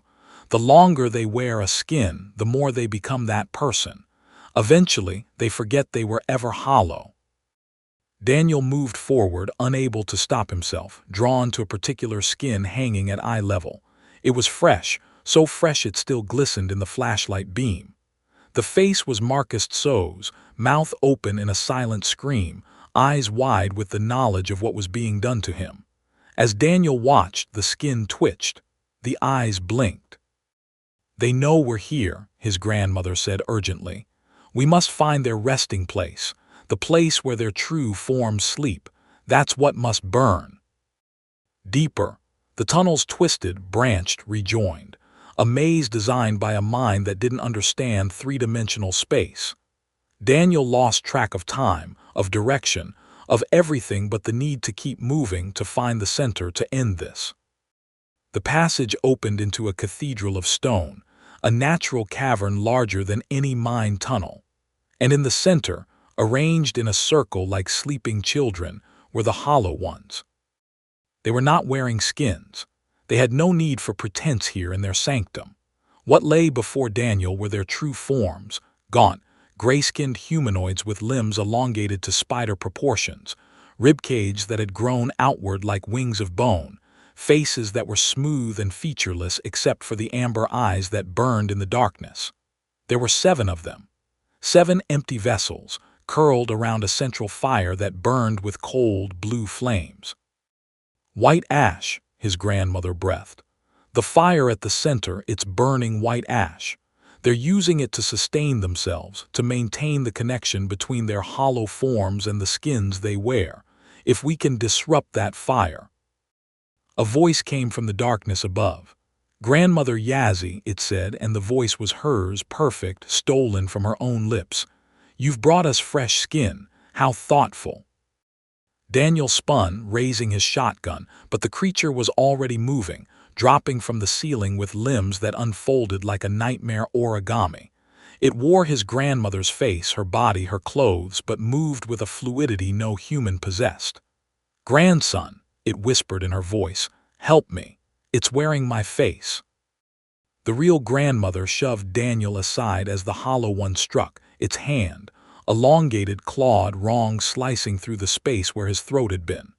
She thrust her bundle of cedar into the creature's stolen face, and the sacred wood burned where it touched, the hollow one screaming in frequencies that shattered stone. "The fire!" she cried. "The blue fire, destroy it." Daniel ran for the center, but the other hollow ones were waking. their smooth faces splitting open to reveal the endless hunger within. They rose like reeds from water, their backward-jointed legs carrying them toward him with impossible speed. He fired again and again, the ash shells slowing them, burning them but not stopping them. They surrounded him, reaching with hands that had too many fingers, smiling with mouths that opened vertically instead of horizontally. "We will wear you now," they chorused. "We will wear you and become you, and no one will ever know." Daniel reached the central fire, the blue flames that burned without heat that sustained these horrors. He had nothing to destroy it with, no water, no sand, only the shotgun and the shells in his pocket. He emptied the shells into the fire. White ash exploded outward, mixing with the blue flame, and the hollow one screamed as one. The fire died, sputtered, collapsed into itself, and the creatures collapsed with it, their true forms withering, shrinking, retreating into the hollow spaces where they lived. "Run!" his grandmother screamed, and they ran, the tunnels shaking around them, stone falling from the ceiling, the labyrinth collapsing as its masters lost their power. They burst into the night air as the mine entrance collapsed behind them, sealing the hollow ones within. But as the dust settled, as Daniel gasped for breath, his grandmother touched his shoulder and pointed. In the distance, at the edge of the headlight's reach, 7 sets of amber eyes watched them from the darkness. "Sealed," she whispered, "but not destroyed. They will find another way. They always find another way." Chapter 8: The Third Victim.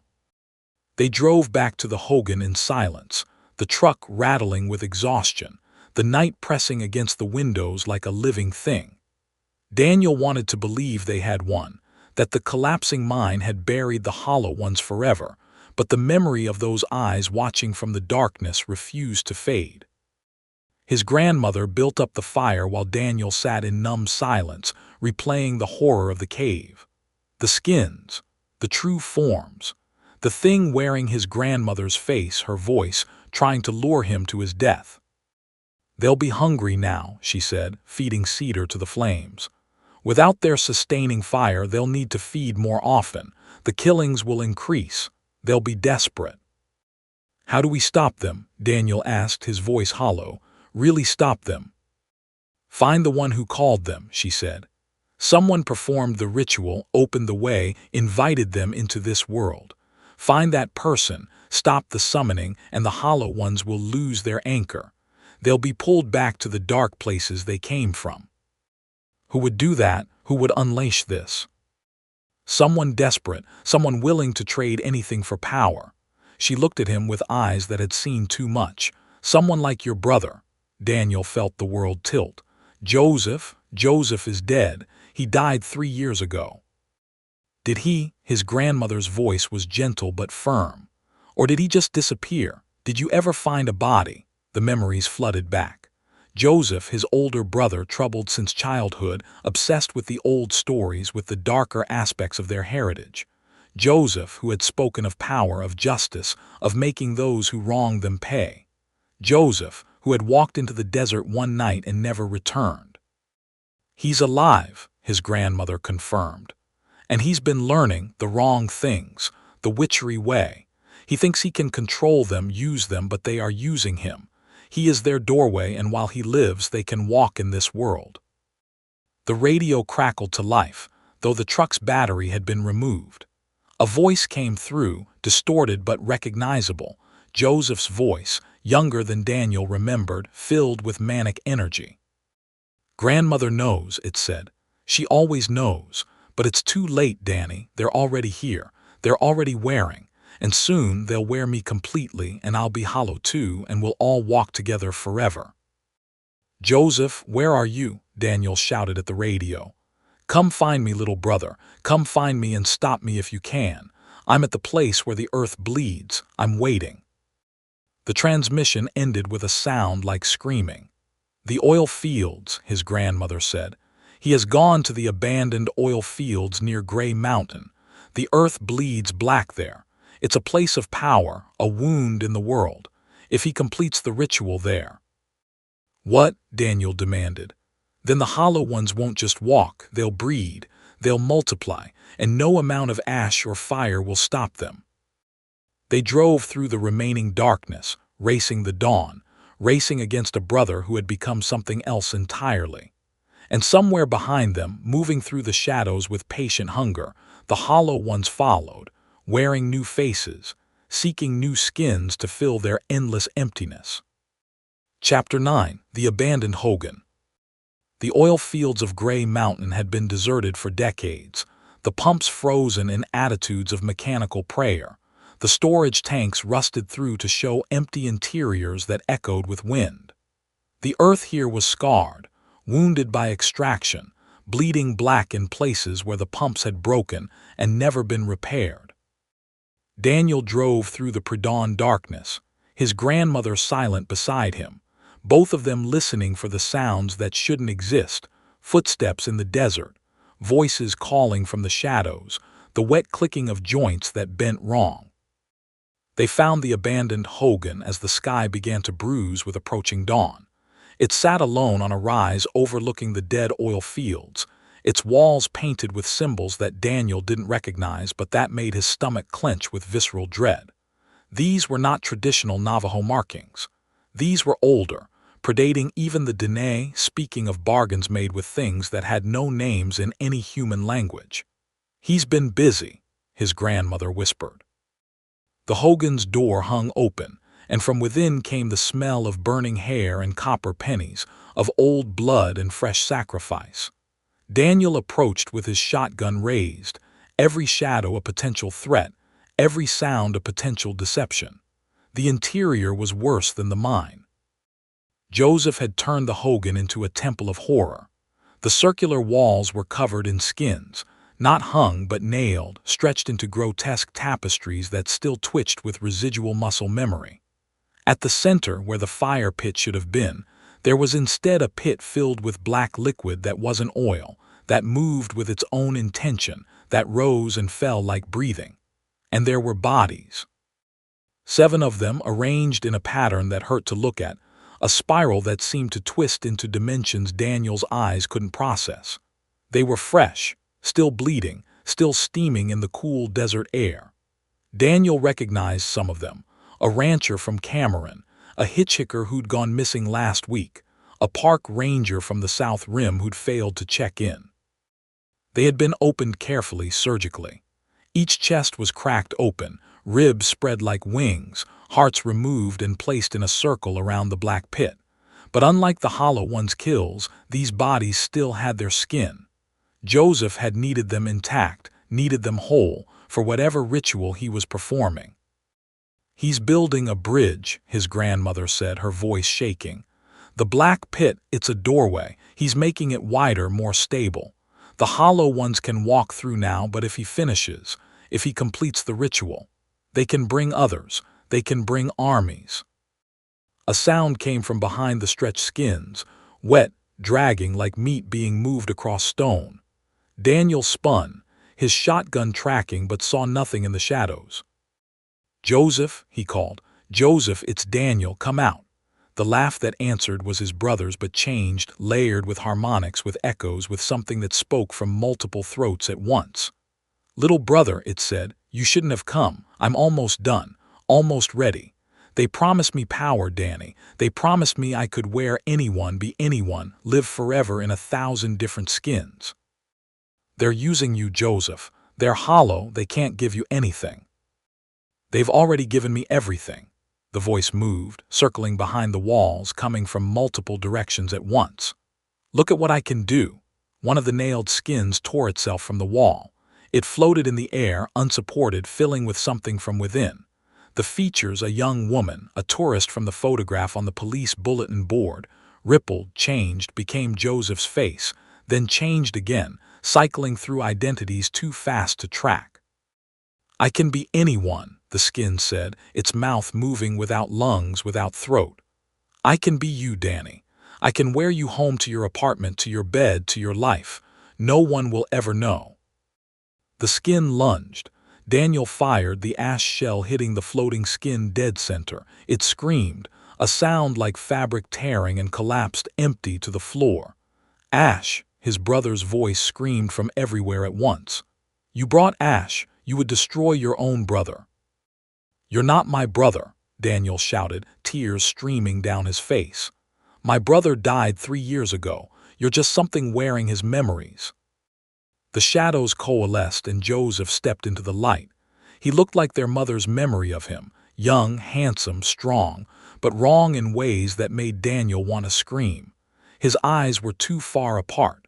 His mouth opened vertically. His skin hung loose, ready to be shed, ready to be replaced. I am Joseph, he said, and his voice was 7 voices, a chorus of the hollow. I am Joseph, and I am the hollow ones, and I am everyone they have ever worn. We are one now. We are Legion. His grandmother stepped forward, her ancient body straightening, her eyes burning with power Daniel had never seen. Joseph Yazzie, she said, her voice resonating with authority that predated English. I name you. I name you witch, betrayer, hollow vessel, and I cast you out. She threw the contents of her medicine pouch, ash, white ash, sacred wood, into the black pit. The explosion wasn't physical. It was a wave of force that existed in dimensions Daniel couldn't see, a vibration that shattered the stretched skins that sent Joseph, the thing wearing Joseph, stumbling backward. The black pit screamed, the Natoil boiling, thrashing, trying to escape the burning ash. No, Joseph screamed, his stolen face melting, reforming, cycling through identities too fast to track.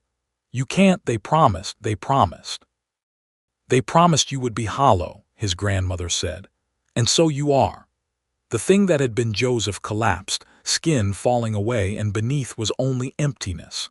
The hollow ones that had been riding him, using him as a doorway, a bridge, a host, shrieked as the ash burned their connection, forcing them back into the dark places between worlds. But as they retreated, they reached out.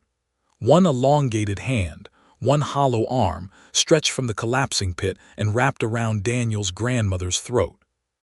If we cannot walk, they whispered, neither shall she. The squeeze was instant, terrible. Daniel heard the snap of vertebrae, the collapse of her airway, saw her eyes, still burning with power, still defiant, go dim. Grandma, he screamed, firing into the pit, into the hand, into anything. The hollow one released her, retreating with a laugh like breaking glass, and his grandmother fell. She was dead before she hit the floor. Chapter 10, The Fourth Kill. Daniel cradled his grandmother's body, screaming soundlessly, his grief too vast for noise. She had been his anchor, his guide, his last connection to the world as it should be. Without her, the darkness pressed closer, the hollow one's presence palpable in the air like humidity before a storm. The black pit had collapsed, the doorway sealed by her sacrifice, but Daniel knew with the certainty of a man who has seen too much, that the hollow ones were not destroyed. They had retreated, regrouped, found another way to walk in the world. And they were angry. He laid her body gently on the floor, arranging her limbs in the traditional position, folding her hands across her chest. She deserved a proper burial, a 4-day ceremony, the songs that would guide her spirit to the next world. But there was no time. The hollow ones would be hunting now, desperate for new skins to replace the ones they had lost. He gathered what he could, more ash, cedar bundles, the flint and steel, and prepared to burn the hogan. It was the only way to ensure nothing of Joseph's ritual remained, no residual power for the hollow ones to draw upon. He had the match raised when he heard the footsteps outside. Not one set, many, moving with that wrong backward gait, with the clicking of joints that shouldn't exist. The hogan was surrounded. Ranger Yazzie, a voice called, and it was Sheriff Harjo's voice, perfect, familiar. Come on out. We need to talk about what happened here. Daniel didn't move. He knew Harjo was dead, knew the hollow ones were wearing his skin, using his voice as bait. But the temptation to believe, to hope, was almost overwhelming. Maybe Harjo had survived. Maybe the cavalry had arrived. Maybe he wasn't alone in this nightmare. I have the place surrounded, Harjo's voice continued. 10 officers, armed, ready to take you in. Don't make this worse than it already is. Daniel peered through a crack in the wall. Outside, in the gray light of false dawn, stood 10 figures. He recognized them all: officers from the sheriff's department, local ranchers, even a few faces he didn't know, probably tourists or hitchhikers who'd had the bad luck to cross paths with the hollow ones. They all wore the same expression, the same smile, the same wrongness in their two wide eyes. "We just want to talk," they chorused, their voices perfectly synchronized. "Come out, Ranger, we won't hurt you, we just want to wear you for a while." Daniel checked his ammunition. 3 shells left, all loaded with ash. Not enough. Never enough. He lit the fire. The cedar caught quickly, the flames spreading to the stretched skins, to the black symbols on the walls. The hogan began to burn, and the hollow ones outside screamed, not in pain but in rage. Their ritual space was being destroyed, their anchor to this world consumed by sacred fire. Daniel ran. He burst through the back wall, where the skin wallpaper had burned away to reveal the desert beyond. The hollow ones turned as one, their stolen faces showing the same expression of hungry fury, and gave chase. Daniel ran for the truck, parked 50 yards away, his lungs burning, his legs pumping, the shotgun heavy in his hands. Behind him, the hollow ones moved with that terrible speed, their backward-jointed legs eating distance in impossible strides. He reached the truck, threw himself inside, jammed the key into the ignition. The engine turned over, caught, roared to life. A face appeared at the driver's window. Harjo's face, still wearing that wrong smile, still speaking with the sheriff's voice. "You can't run forever, Daniel," it said. "We'll find you.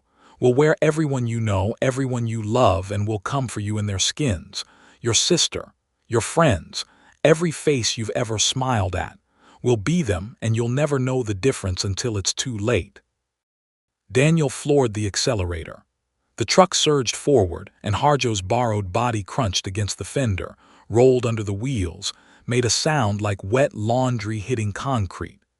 In the rearview mirror, Daniel saw the skin peel away, the empty vessel collapse, the hollow one retreating to find another face to wear. He drove until the sun rose, until the light made the shadows retreat, until he could no longer see the amber eyes watching from the darkness. He drove until he reached the ranger station, until he was surrounded by fluorescent lights and paperwork and the pretense of normalcy. But as he sat in his office, filling out forms that described nothing of what had happened, he heard the voices. From the radio, from the phone, from the ventilation system, from everywhere and nowhere. "We're still here, Daniel," they whispered. "We'll always be here, waiting, watching, wearing." Chapter 11. The Ritual Site. 3 days passed. 3 days of reports, of investigations, of explanations that satisfied no one but couldn't be disproven. The bodies in the hogan were attributed to a cult ritual.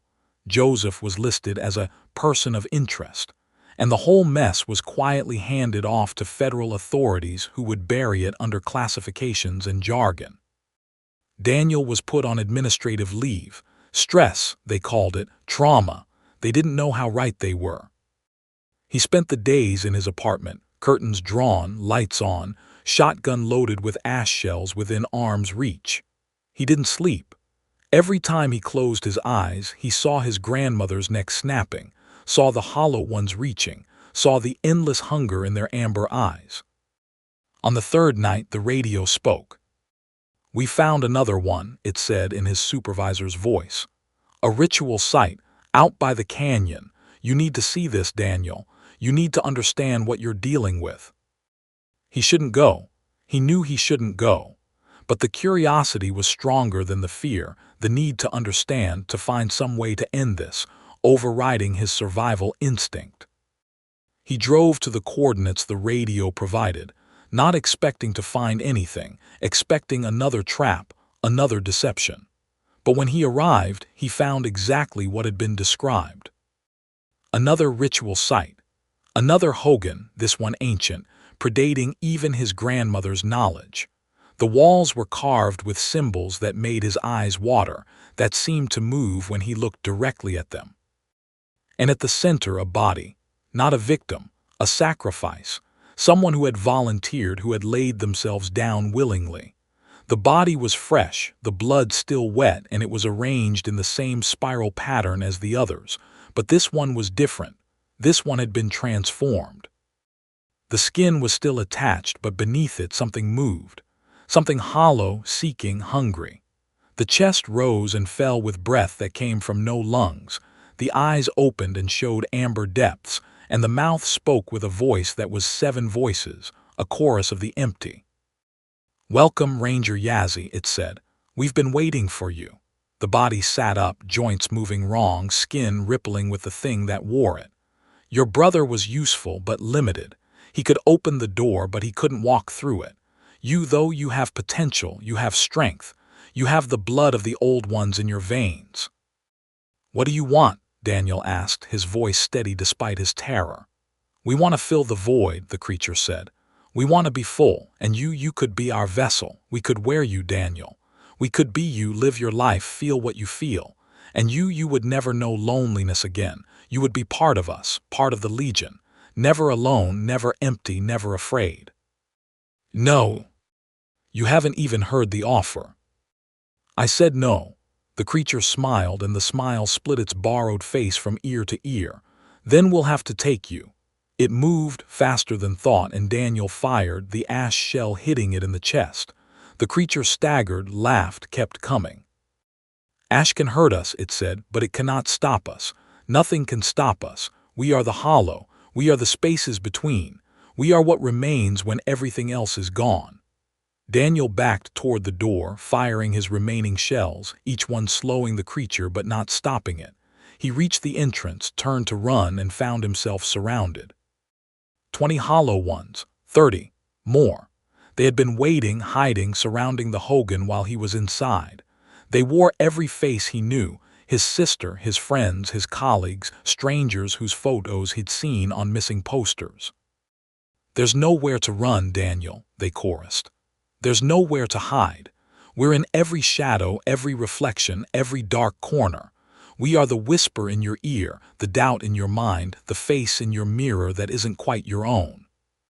They closed in, reaching with hands that had too many fingers, smiling with mouths that opened wrong, and Daniel knew with absolute certainty, that this was the end. Then the wolf came. It burst from the darkness in a blur of fur and fury, slamming into the hollow ones with the force of a landslide.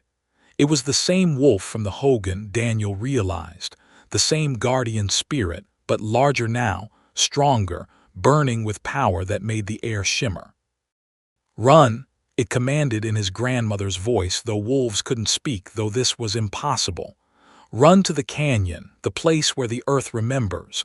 Run." Daniel ran. Chapter 12, The Breaking.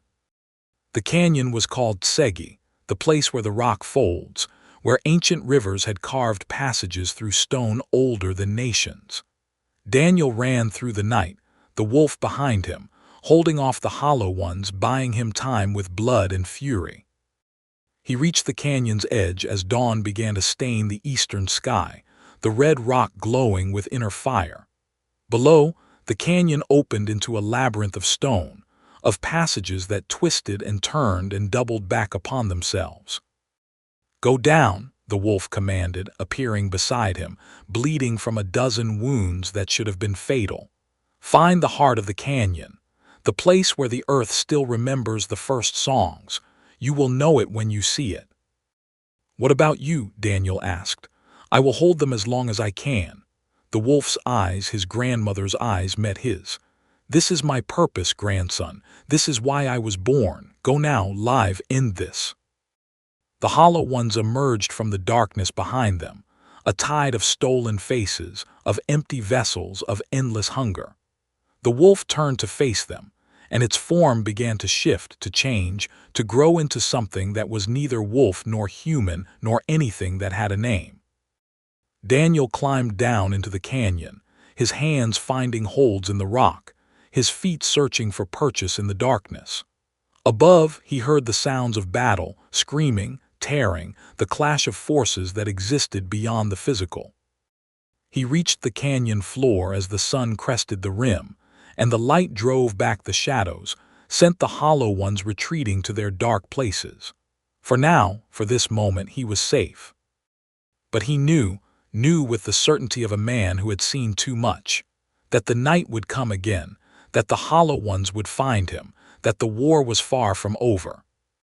He walked into the labyrinth, searching for the heart of the canyon, searching for the place where the earth remembered, searching for the power to end this nightmare once and for all. Behind him, the sun rose on a world that was not quite what it seemed, where the shadows held secrets, where the faces of the beloved might hide hungry emptiness, where the Hollow Ones walked and waited and wanted. And somewhere in the darkness, his brother's voice called his name, promising peace, promising belonging, promising an end to loneliness. Daniel kept walking and did not look back. Chapter 13. The Fifth Sacrifice. The canyon spoke, not in words but in vibrations that traveled up through the stone, through Daniel's boots into his bones. It was an old sound, older than language, the humming of the earth itself, remembering what it had been before humanity walked upon it. Daniel navigated by that sound, following it deeper into the labyrinth, through passages that narrowed to barely shoulder width, then opened into chambers that could have held cathedrals. The rock here was red, ancient, layered with time like pages in a book that had never been read. He found the first body after 3 hours of walking. It was wedged in a crevice, positioned as if climbing, frozen in the act of escape. But the angle was wrong.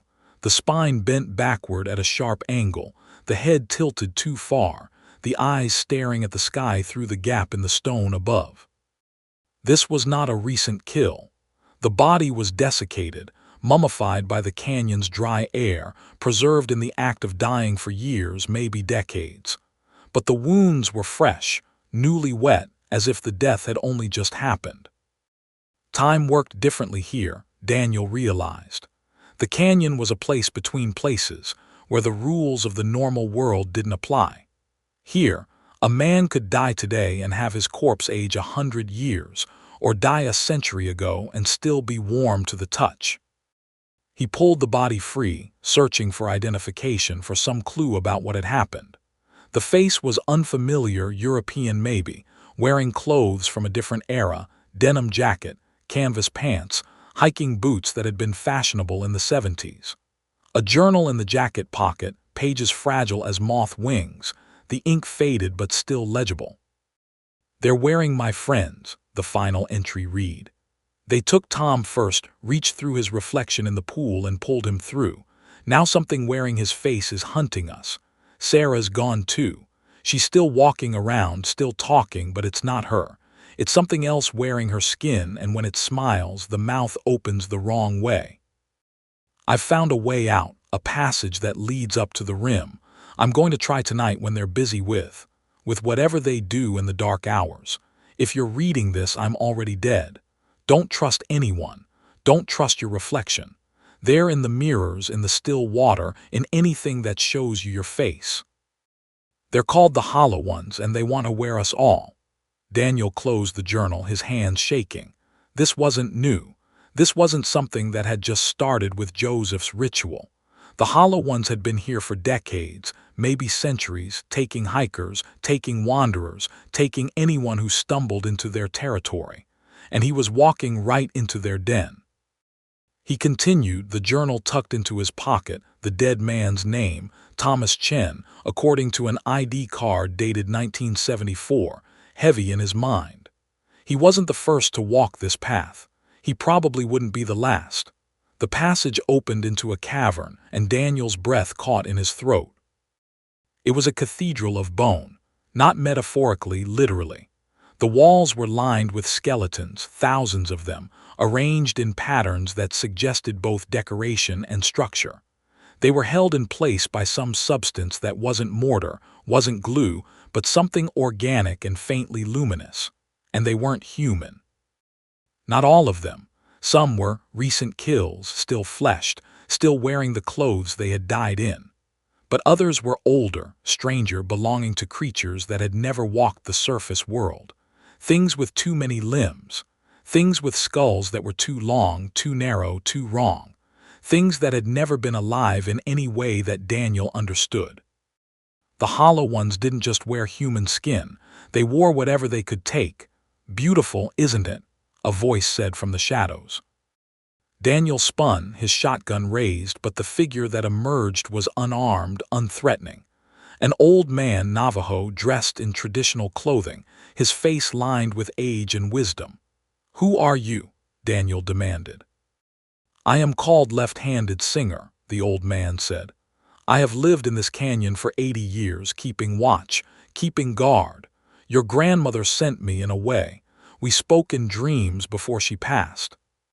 "How do I know you're real?" The old man smiled, and his smile was normal, human, warm. "You don't. That's the trick of this place. Everyone could be wearing a stolen face. Everything could be a deception. The only thing you can trust is your gut, your instinct, your knowledge of what is true." He gestured to the bone cathedral around them. "This is where they keep the skins they aren't using. The bones of the dead arranged to power their rituals. If you want to end this, you must destroy this place. Burn it. Scatter the ashes. Break the patterns." "I tried that at the mine," Daniel said. "It didn't work. They just found another way." "Because you didn't find the source." Left-Handed Singer led him deeper into the cavern, past walls of bone, past alcoves where preserved skins hung like curtains. "The hollow ones are not creatures, not exactly. They are the absence of creatures. They are the spaces where something used to be. To destroy them, you must destroy what allows them to exist." "Which is?" "A person, a witch, someone who chose to become hollow, who traded their humanity for power, who opened the door and invited the emptiness in." The old man stopped before a particular alcove, and his face grew grave. "Your brother was one, but he was not the first. There have been others down through the years. And there is one now, keeping the door open, maintaining the connection between the hollow ones and this world." He pulled back the skin curtain, revealing a chamber beyond. In the center, floating in a pool of black liquid that wasn't water, was a body. A woman, young, beautiful, her chest cracked open to reveal an empty cavity where her heart should have been. But she was alive. Her eyes were open, moving, tracking Daniel's movements. Her mouth moved, forming words without sound. "Who is she?" Daniel whispered. "She was called Mary Landon, a graduate student studying Navajo witchcraft. She thought she could understand it, control it, use it for her research. She performed a ritual, made a bargain, opened herself to the hollow ones." Left-Handed Singer's voice was heavy with sorrow. "Now she is their anchor. As long as she lives in this half-state, neither alive nor dead, they can walk in this world. They can wear the living. They can multiply." "How do we stop her?" "We don't." The old man turned to face Daniel, and his eyes, his kind, warm eyes, were wrong. The pupils were too large, too black, swallowing the iris whole. "She stops herself. When she finds a replacement, when someone else opens themselves to the hollow, when someone volunteers to take her place." The skin curtain fell closed behind Daniel, trapping him in the chamber. Left-Handed Singer's face rippled, the features sliding like wax, and beneath was nothing. No face at all, just smooth gray skin and eyes that burned with amber hunger. "Welcome, Ranger Yazzie," the hollow one said. "We've been waiting for you to volunteer." Chapter 14. The Labyrinth of Bone. The chamber shook, the walls of bone vibrating with a frequency that made Daniel's teeth ache. The thing wearing Left-Handed Singer's discarded face advanced, its limbs elongating, its joints reversing with wet pops. "You could join us willingly," it said in a voice that was 7 voices, a chorus of the stolen. "Open yourself to the hollow, trade your flesh for emptiness. Live forever in 1,000 skins, never aging, never dying, never alone." "Never myself," Daniel spat. "Yourself is an illusion, a temporary arrangement of meat and memory. We offer permanence. We offer belonging. We offer an end to the loneliness of individual existence." The hollow one lunged, and Daniel fired, the ash shell hitting it in the center of its false face. The creature screamed, staggered, but didn't fall. The ash burned where it touched, eating into the gray skin, but the hollow one kept coming. Daniel ran. He burst through the skin curtain back into the bone cathedral and found himself surrounded. The walls were moving, the skeletons rearranging themselves, reaching with bony fingers, opening jaws that had been dead for decades. "You cannot run," the Hollow Ones chorused, their voices coming from everywhere at once. "This is our place. We built it. We are it. The walls, the floor, the ceiling, all of it is us." Daniel fired again, emptying his shotgun into the advancing tide of bone. The ash disrupted them, made them falter, but there were too many. Thousands of years of victims, all risen, all hungry, all reaching for him. He found a passage, narrow, unguarded, and threw himself into it. The walls scraped his shoulders, tore his clothes, drew blood that the pursuing bones seemed to drink. He crawled, he scrambled, he clawed his way forward as the tunnel sloped downward, ever downward into the earth's remembering. The passage opened into a smaller chamber and Daniel collapsed, gasping, his body covered in cuts and scrapes. He was alone for the moment. The bones hadn't followed, but he could hear them moving in the walls, waiting, patient. In the center of the chamber sat a figure, not a hollow one, not bones. A person, alive, huddled in the corner, wrapped in a blanket that might once have been brightly colored but was now faded to gray. "Hello," Daniel called softly. The figure looked up and Daniel saw a young woman, early 20s, face streaked with dirt and tears. She was alive, really alive, her eyes showing white around the edges with terror. "Are you real?" she whispered. "Please, please be real. I've seen so many faces, so many things, wearing people I know. Please be real." "I'm real," Daniel said, though he wasn't sure of anything anymore. "I'm Daniel, park ranger." "Lena," she said. "Lena Ortiz. I was hiking with friends. We got lost, and then the mirrors started talking.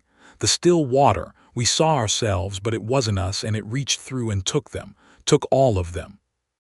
"When?" "I don't know, days, weeks. Time doesn't work right here. I've been hiding, eating whatever I can find, drinking from the pools. But the pools show me things. They show me what I could be, what I could become. They promise. They promise I won't be alone anymore." She was breaking, Daniel realized. The isolation, the terror, the whispers in the dark, they had eroded her sanity. She was one step away from accepting the Hollow One's offer, from opening herself to the emptiness just to end the loneliness. "We need to get you out," he said. "There's a way. I found a passage that leads up. We can climb, reach the rim, get to safety." "No," she shook her head violently. "I've tried. The passages move, they change. What leads up one day leads down the next. It's a maze designed to trap us. The only way out is," she trailed off, her eyes going distant, unfocused. "Is what?" "Is to become like them, to wear a skin, to walk in someone else's life. They promised. They promised I could be anyone, I could start over, I could be happy." "Lena, they're lying. They can't give you anything. They're hollow, empty. They want to use you where you consume you. There's no happiness in that." "How do you know?" Her voice rose to a shriek. "How do you know what it's like to be alone, really alone, for so long that you forget what other people look like? How do you know what it's like to hear your own voice and not recognize it?" Daniel didn't have an answer. He had been alone for 3 days, and already he felt the edges of his sanity fraying. Lena had been here for weeks, maybe longer. "There's another way," a voice said from the entrance. They both spun. A figure stood there, backlit by the phosphorescent glow of the bone walls. A woman, middle-aged, dressed in clothing that belonged to another era. "Who are you?" Daniel demanded. "I am called Changing Woman," she said, and her voice was like the canyon itself, ancient and patient and full of secrets. "I am the guardian of this place. I have been waiting for you, Daniel Yazzie. You and the girl. You both have a part to play in ending this." "How?" Lena asked, her voice small, desperate. "By becoming what the Hollow Ones fear," Changing Woman said. "By filling the emptiness with something they cannot consume. By choosing to be full." Chapter 15, The Sixth Death. Changing Woman led them through passages that didn't exist moments before, opening with a gesture, closing behind them with a whisper. She moved through the bone labyrinth like water, untouchable, unstoppable. The hollow ones are not evil, she explained as they walked. They are hungry, there is a difference. Evil chooses to harm, hunger simply consumes. They do not understand morality, right or wrong. They only understand need, the need to fill the void where their souls used to be. How were they created? Daniel asked. In the time before time, when the world was new, there were those who wanted power. They found a way to shed their humanity to become vessels for something else. They thought they could control it, use it, bend it to their will. But the emptiness is not a tool. It is a state of being. And once you become empty, you can never be filled again. So we can't destroy them. You can disrupt them, scatter them, force them back to the dark places between worlds. But to truly destroy them, you would need to fill the void, give them back what they lost. And that is impossible. They reached a chamber that pulsed with a soft blue light. At the center, floating in the air, was a heart. Not a human heart, something larger, more complex, made of crystal and light and something that looked like liquid starlight. The heart of the canyon, Changing Woman said reverently. The source of power that keeps this place between places. The hollow ones want it. If they can consume it, they can anchor themselves to this world permanently. No more hiding in shadows. No more stealing faces. They could be everywhere, everyone, all the time. How do we protect it? We don't. She turned to face them, her ancient eyes sad. We use it. We open a doorway to the dark places and we push them through. We seal it behind them, and we hope they never find another way back. That's suicide, Daniel said. That's sacrifice, she corrected. There is a difference. The bone walls began to shake, dust rained from the ceiling and the blue light of the heart flickered. They're coming, Lena whispered. They know we're here. They've always known, Changing Woman said. They've been waiting for this moment. They want the heart. And they want you, Daniel. You carry the blood of the old ones. You have the potential to become like them, to open yourself to the hollow. They want to recruit you, add you to their legion. I'll never. Never is a long time, she interrupted. And the hollow is patient. The wall exploded inward and the hollow ones poured through. Not dozens, hundreds, thousands. An army of stolen faces, of empty vessels, of endless hunger. They filled the chamber, reaching, grasping, their amber eyes reflecting the blue light of the heart until the air itself seemed to burn. Run, Changing Woman commanded, and her form began to shift, to grow, to become something that was neither human nor animal but something older, something that existed before the distinction mattered.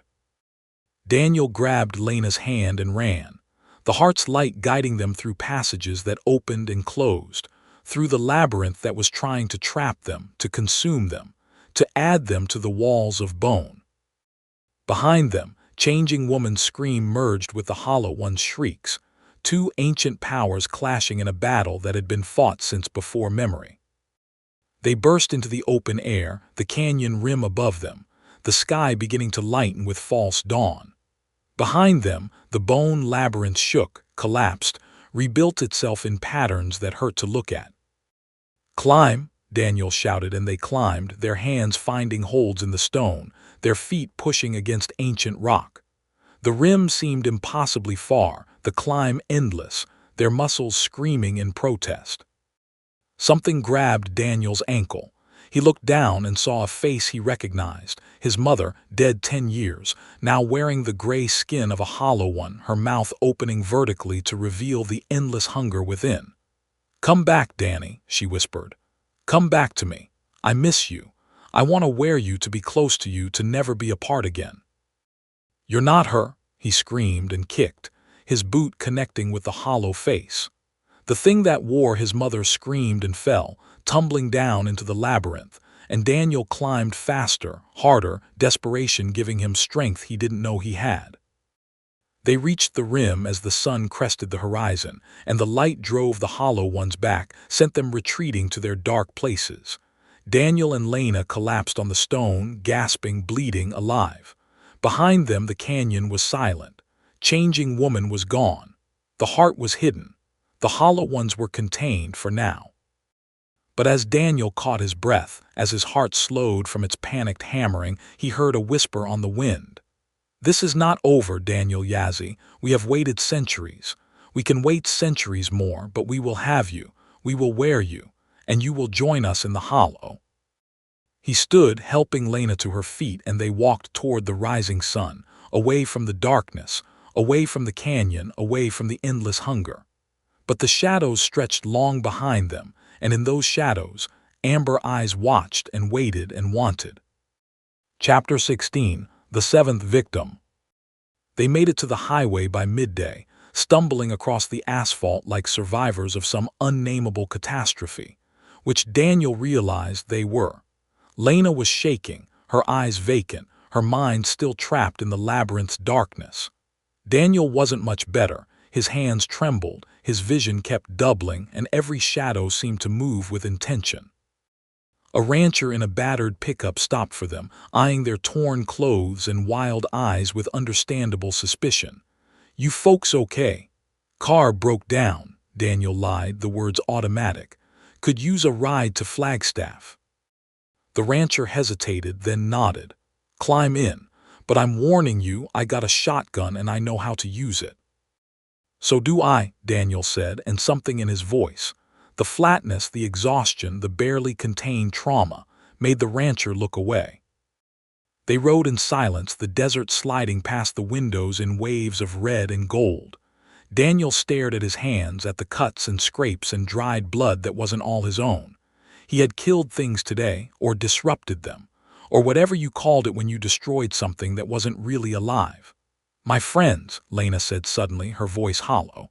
"Sarah, Tom, Marcus, they're still in there, still being worn."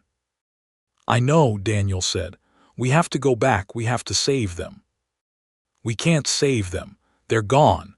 What walks around in their skins isn't them anymore." "But what if—" "They're gone, Lena." Daniel turned to look at her, and his eyes were hard, brutal with truth. "They're hollow now, empty.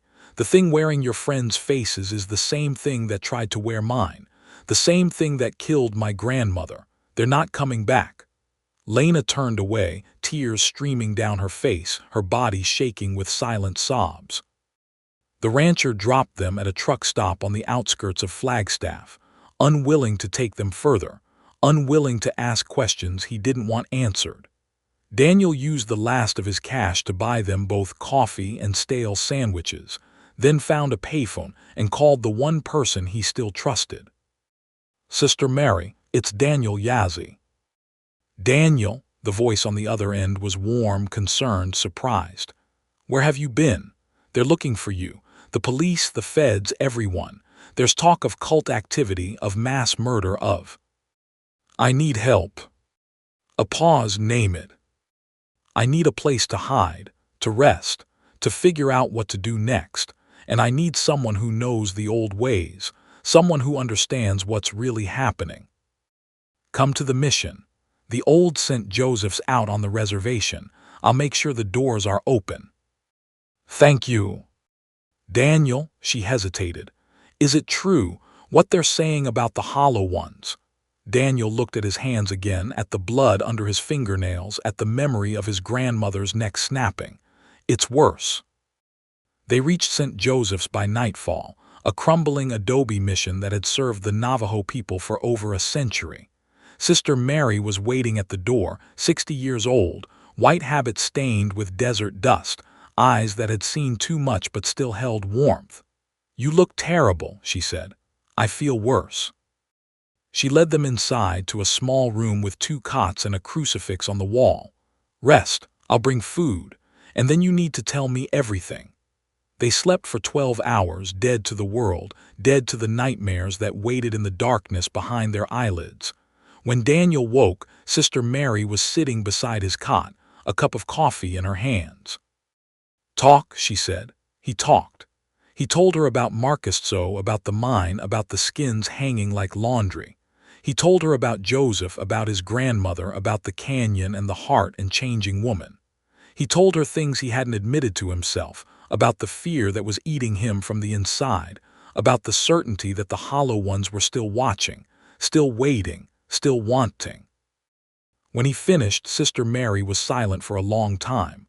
Then she said, "I know someone who can help, a medicine man, last of his line.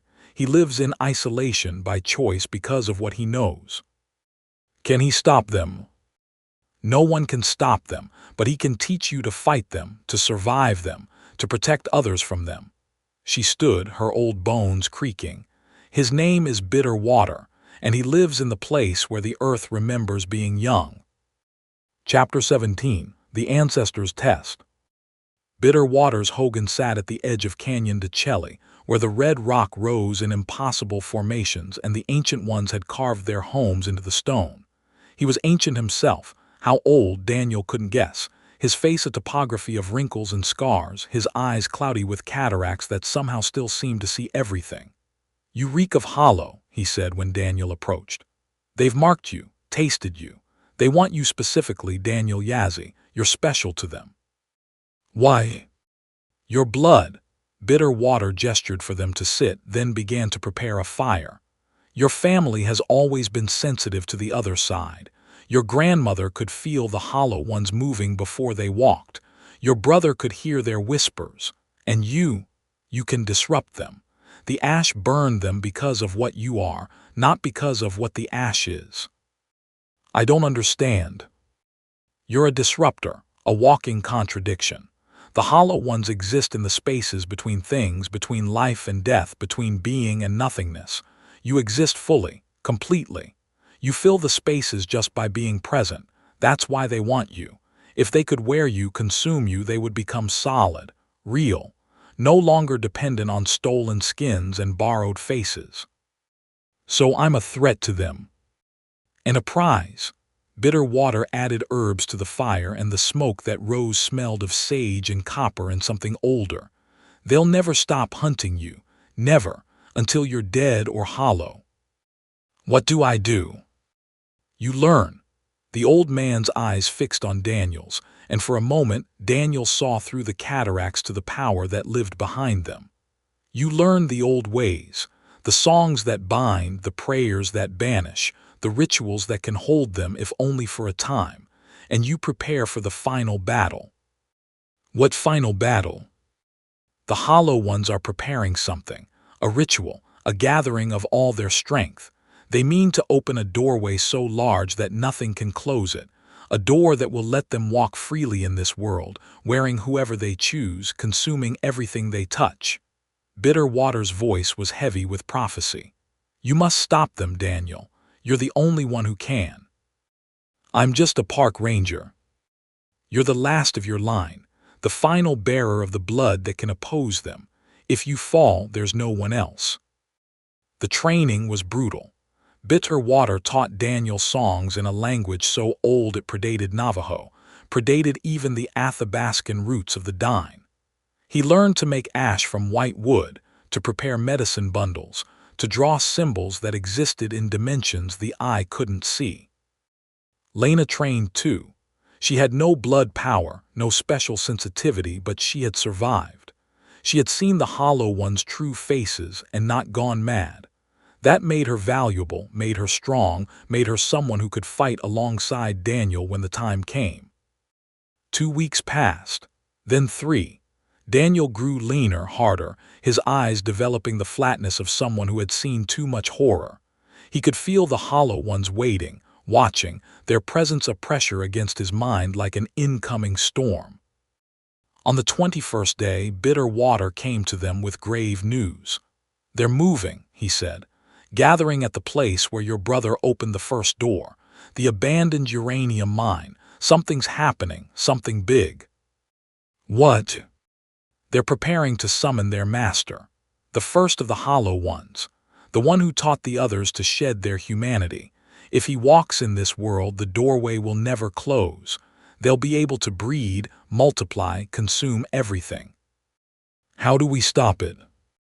"The same way your grandmother stopped them before, ash and fire. But this time you must go into the heart of their power. You must face the master himself, and you must be willing to pay the price." "What price?" Bitterwater's eyes were sad. To disrupt them completely, you must become like them. Empty, hollow. You must give up what makes you solid, what makes you real, what makes you Daniel Yazzie. I'll die. Worse, you'll cease to exist. Not death. Death still implies you were something. You'll become nothing. A void where a man used to be. Daniel was silent for a long time. Then he said, if that's what it takes. Chapter 18. The Eighth Body. They approached the mine at dusk, Daniel, Lena, and Bitterwater, armed with ash and sacred wood and songs that vibrated in the marrow. The air was thick with presence, with the pressure of things that shouldn't exist pressing against the boundary of reality. The mine entrance had been transformed. Symbols covered every surface, carved deep into the stone, pulsing with faint luminescence. They weren't Navajo symbols, weren't anything Daniel recognized. Older, stranger, speaking of bargains made before humanity existed. The master is close, Bitterwater whispered. I can feel him, the emptiness that wears a shape, the hollow that calls itself king. They descended into darkness, the tunnels twisting in ways that defied geometry, that led places that didn't exist on any map. The walls were alive with movement, with things that skittered just beyond the light's reach. The central chamber was different from Daniel's memory. Where there had been hanging skins, there was now a throne, a chair made of bone and preserved flesh, upon which sat a figure. It looked human, more human than any hollow one Daniel had seen. It wore a face that was handsome, kind, welcoming, a face that radiated warmth and safety and belonging. But the eyes were wrong. They were holes, not empty sockets but actual holes in the fabric of reality, openings into something that was less than void, less than nothing, a hunger that predated hunger. Daniel Yazzie, the thing said, and its voice was beautiful, perfect, the most comforting sound Daniel had ever heard. I've been waiting for you. Who are you? I have many names, the Hollow King, the emptiness that wears, the first hunger, but you can call me brother. The face rippled, changed, and suddenly it was Joseph, Daniel's brother, young and handsome and alive, smiling with genuine warmth. I've missed you, Danny. You're not Joseph. I am now. I wore him completely, consumed him entirely. I have his memories, his feelings, his love for you. I am Joseph, and I want you to join me. Never, the Joseph face smiled sadly. You'll change your mind, they always do, when they understand what I offer. It stood from the throne, and its form was wrong. It moved in segments, joints reversing, limbs elongating, but the face remained perfect, warm, inviting. I offer an end to pain, to loneliness, to the burden of being an individual in an uncaring universe. Join me, Daniel, become hollow, become legion, never be alone again. I said no. Then I'll take you. It moved faster than thought, faster than light, and its hand, elongated, clawed, wrong, closed around Daniel's throat. The pressure was impossible, crushing, the strength of something that had no limits because it had no form to constrain it. You have power, the Hollow King whispered, its perfect face inches from Daniel's, its breath smelling of void and longing. I can taste it, your disruption field, your solidness. You push against my emptiness and it burns, but you're still just meat, still just temporary. I can wear you, Daniel, I can be you, and you can be part of me forever. Daniel couldn't breathe, couldn't think, couldn't do anything but feel the emptiness pressing against him, trying to infiltrate him, to hollow him out from the inside. Then Bitterwater began to sing. The song was ancient, predating language, a vibration that existed in dimensions beyond hearing. It resonated in the stone, in the air, in the very fabric of reality, and it hurt the hollow ones. The king screamed, releasing Daniel, staggering backward. Its perfect face rippled, showed something beneath, gray, empty, hungry. You dare, it shrieked, and its voice was no longer beautiful. It was the sound of void screaming, of emptiness demanding to be filled. I am the first, I am eternal, you cannot. Lena moved. She had crept around during the confrontation, had found the ritual components, the preserved hearts, the arranged bones, the symbols that maintained the king's connection to this world. She had prepared a bundle of white ash. She threw it into the ritual fire. The explosion wasn't physical. It was a wave of negation, a disruption of the carefully maintained emptiness that allowed the Hollow King to exist in this world. The king screamed, thrashed, tried to maintain its form, but the disruption was too much. "Now," Bitterwater commanded, "complete the ritual, become the void that consumes void." Daniel understood. He understood what he had to do. He had to become hollow, had to open himself to emptiness, had to become a walking disruption so powerful that it would destroy the king by proximity alone. He let go. He let go of his fear, his grief, his anger, his hope. He let go of being Daniel Yazzie, park ranger, grandson, brother, survivor. He let go of everything that made him solid, that made him real, that made him human. And he became hollow, not like the hollow ones, not an emptiness that demanded to be filled. A different kind of hollow, a vessel that could contain nothing because it was already full of itself, a walking paradox, a disruption so complete that nothing could exist near it. He reached for the Hollow King, and the king tried to flee, tried to retreat to its dark place, but Daniel was faster. He was everywhere. He was the space between moments, the pause between heartbeats, the silence between words. He touched the king, and the king unraveled. It screamed, thrashed, tried to maintain its form, but Daniel's touch was dissolution. The king came apart, its stolen skins falling away, its borrowed power dispersing, its very existence becoming questionable. "This isn't over," it whispered as it faded. "We are eternal, we are patient, we will wait, we will always wait." Then it was gone. The other hollow ones, the hundreds, thousands that had gathered, screamed as one. Their connection to this world severed, their anchor destroyed. They began to retreat, flowing backward through the tunnels, seeking any crack, any shadow, any dark place to hide. But Bitterwater was ready. He had prepared another ritual, another trap. He sang, and the song sealed the mind, collapsed the tunnels, trapped the hollow ones within. They would not be destroyed. They could not be destroyed, but they were contained, for now. Chapter 19. The Choice. Daniel came back to himself slowly, like a man surfacing from deep water.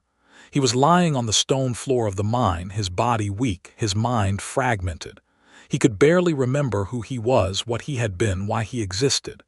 "Easy," Lena said, cradling his head. "Easy. You're here. You're solid. You're you." What did I do?" "You became the weapon," Bitterwater said, his voice heavy with sorrow and respect. "You opened yourself to the void without letting it consume you. You walked the line between being and nothingness, and you came back." "Did it work?" "The king is banished, the others are trapped, the doorway is sealed." The old medicine man helped Daniel sit up. "But there is a cost." "What cost?" "You are not fully solid anymore. You carry the void inside you now. You can feel them, can't you? The hollow ones. Even now, trapped in the dark, you can feel their hunger, their patience, their endless want." Daniel focused and realized Bitterwater was right. There was a pressure in his mind, a whisper at the edge of his consciousness. The hollow ones were there, waiting, watching through the connection he had forged when he became like them. "You'll hear them for the rest of your life," Bitterwater continued. "They'll call to you, promise you peace, promise you belonging, promise an end to loneliness. And some days you'll be tempted to listen." "What do I do?" "You endure, you survive, you keep fighting, and you train others. Pass on what you've learned, because they will escape eventually. They always do. And when they do, someone needs to be ready." They climbed out of the mine as dawn broke over the desert. The world looked different to Daniel now, sharper, more defined, but with shadows that moved in ways they shouldn't, with reflections that sometimes showed faces that weren't his own. Lena walked beside him, whole and alive and solid. "What now?" "Now we rebuild," Daniel said. "Now we prepare, now we wait." "For what?" He looked at the horizon, where the darkness was already gathering for the next night. "For them to come back." Behind them, the mine entrance collapsed completely, sealing the hollow ones within. But Daniel could still feel them, still hear them, still know that they were waiting. "Daniel Yazzie," they whispered in his mind. "We know you now. We taste you. We will wait for you to fall. And when you do, we will be there to catch you, to wear you, to make you one of us." "Never," Daniel whispered back, but he wasn't sure he believed it. The sun rose and the shadows retreated, and the world went on as if nothing had changed. But everything had changed. Daniel had looked into the void, and the void had looked back, and now they were connected, bound, locked in a struggle that would last as long as he lived, and maybe longer. Chapter 20, The Ninth Sacrifice. 6 months passed. 6 months of silence, of peace, of pretending the world was normal. Daniel went back to his job as a park ranger, though he carried ash in his pockets and sacred wood in his truck. Lena moved to Flagstaff, started therapy, tried to rebuild a life that didn't include monsters wearing human faces. But the whispers never stopped. They were quieter now, the hollow ones trapped in their dark place, but they were still there. Daniel could feel them in his dreams, calling to him, promising him peace, promising him an end to the loneliness of being the only one who knew the truth. Then the bodies started appearing. First one, then two, then a dozen. All found in remote locations, all skinned with surgical precision, all arranged in patterns that meant nothing to the police but everything to Daniel. The hollow ones were testing the barriers, finding cracks, slipping through in ones and twos. The 9th victim was found in the Kaibab forest, not far from where Marcus Tso had died. Daniel recognized the pattern immediately. This wasn't random hunting. This was a message, a call, an invitation. "Come to us, Daniel," the whispers said in his mind, louder now, clearer.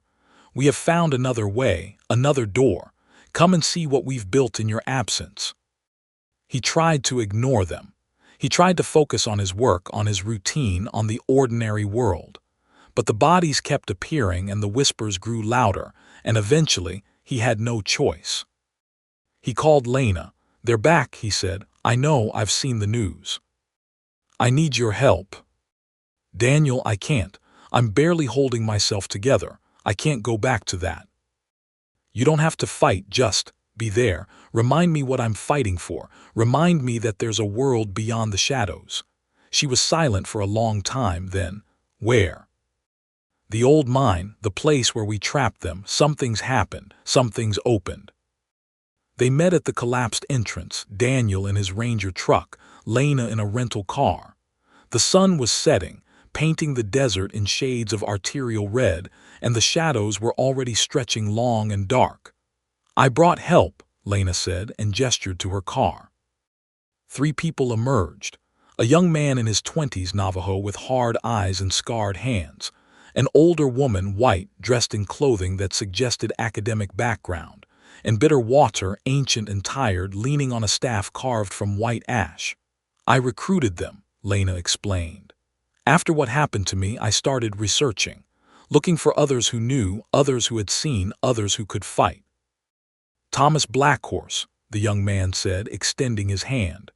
"My grandmother was killed by the hollow ones. I've been hunting them ever since." "Dr. Alina Vance," the woman said. "Anthropologist. I specialize in unconventional belief systems. I've been studying the hollow ones for 15 years. I've never seen one, but I've read every account, every legend, every whispered story." "You shouldn't have come," Bitterwater said, his voice grave. "The hollow ones are strongest when they gather, and they have gathered. I can feel them, hundreds, maybe thousands." "How is that possible?" Daniel demanded. "We sealed the mine, we trapped them." "They found another anchor," Bitterwater said. "Another person opened themselves to the hollow. Someone desperate, someone seeking power, someone willing to trade their humanity for what the hollow ones promised." "Who?" "I don't know, but they're here, in this desert, close." They worked through the night, clearing the collapsed entrance, preparing weapons, singing the songs that would protect them. By dawn, they had reopened the mine, revealing tunnels that went deeper than before, deeper than should have been possible. The mind connects to something older, Dr. Vance said, studying the walls with a flashlight. Something that predates human mining. These symbols, they're not Navajo. They're not anything I've ever seen. The hollow ones didn't originate here, Bitterwater said. They came from somewhere else, somewhere older. They found this place, this wound in the world, and made it their own. They descended, Daniel in the lead, his shotgun loaded with ash shells, his pockets full of white ash, his mind full of songs that would disrupt, that would banish, that would hold. The tunnels had changed. Where before they had been rough, natural formations, now they were smooth, carved, decorated with patterns that hurt the eyes. The air grew colder as they descended, and the darkness grew thicker, more alive. "They're here," Thomas whispered. "I can feel them. My grandmother taught me before they took her. She taught me to feel the hollow." "How many?" Daniel asked. "Too many." Chapter 21, The 10th Massacre. They found the first group in a side chamber, not hollow ones, humans, or what had been humans. They were arranged in a circle, sitting upright, facing inward. Their chests were cracked open, ribs spread, hearts removed. But unlike previous victims, they were still alive. Their eyes tracked Daniel as he entered, their mouths moved in silent screams, their hands twitched in supplication. "They're being kept alive," Dr. Vance whispered, horrified. "For the ritual. The hearts are still connected, still beating. They're powering something." "A doorway," Bitterwater said. "A big one, bigger than anything we've seen." "Can we help them?" Lena asked. "No," Daniel's voice was flat, brutal. "They're already gone. What's walking around in their skins is what we have to stop." "But they're still alive." "Are they?" Daniel pointed to one of the victims, a young woman whose eyes were moving too fast, whose mouth was opening and closing in patterns that didn't match her screams. "Look at her eyes. Look at the way she moves. They're already wearing her. She's already hollow. The body just doesn't know it yet." Lena turned away, gagging. "We keep moving," Daniel said.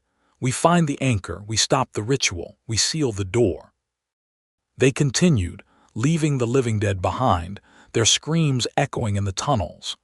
The air grew thick with presence, with pressure, with the weight of things that shouldn't exist pressing against the barrier of reality. The main chamber was different from Daniel's memory. Where before there had been a throne of bone, now there was a pit. A vast opening in the floor that seemed to go down forever, that pulsed with a sickly light, that breathed with a rhythm that matched no living thing. Around the pit stood figures, dozens of them. Hundreds. They wore the faces of the missing, the faces of the dead, the faces of people who still walked around in the world above, unaware that something wore their skin and lived their lives. And at the edge of the pit, directing the ritual, was a figure Daniel recognized. Joseph. Not the hollow king wearing Joseph's face. This was different. This was Joseph's body, but wrong. Hollowed out from the inside, filled with something that wasn't quite emptiness, wasn't quite presence. He was a bridge, a doorway, a living connection between the hollow ones and this world. "Brother," the thing said, and its voice was Joseph's, layered with the voices of thousands. "You came, just like I knew you would." "You're not Joseph," Daniel said, raising his shotgun. "I am now. I chose this. I opened myself to them, let them fill me, let them wear me completely. And in return they gave me what I always wanted." The thing spread its arms, and the hollow inside it was visible, a void where a man should have been. Power, immortality, the ability to be anyone, everyone, all at once. "You're nothing, a vessel, a tool." "I'm evolution." The Joseph thing smiled, and its smile was all wrong. The next step. Humanity shed its animal nature, became civilized, became separate from the world. Now we shed our individual nature, become one, become connected. No more loneliness, no more isolation, just unity, just belonging. At the cost of everything that makes us human. What makes us human is overrated. The hollow ones surged forward, a tide of stolen faces and empty hunger. Thomas fired, his weapon loaded with ash and silver, disrupting them, driving them back. Dr. Vance began to chant in a language that predated English, that predated Latin, that resonated in dimensions beyond hearing. The battle erupted. Chapter 22, The Convergence. It was chaos. It was nightmare. It was violence beyond anything Daniel had experienced. The Hollow Ones attacked in waves, wearing the faces of loved ones, of strangers, of monsters that had never walked the surface world. They came with hands that had too many fingers, with mouths that opened wrong, with eyes that burned with amber hunger. Thomas fought like a man possessed, his ash-loaded shotgun booming again and again, each blast disrupting a Hollow One, sending it screaming back to the dark. But there were too many. For every one he destroyed, 3 more took its place. Dr. Vance's chants created barriers, zones of protection that the Hollow Ones couldn't cross. But her voice was growing hoarse, her energy fading, and the barriers were shrinking. Lena fought with a burning brand, the sacred fire holding the creatures at bay, but she was no warrior, and her fear was palpable, a scent that the Hollow Ones seemed to drink. Bitter Water sang. His ancient voice resonated in the stone, in the air, in the very fabric of reality. The songs were a weapon, a disruption, a banishment. Where his voice touched, the Hollow Ones faltered, retreated, dissolved.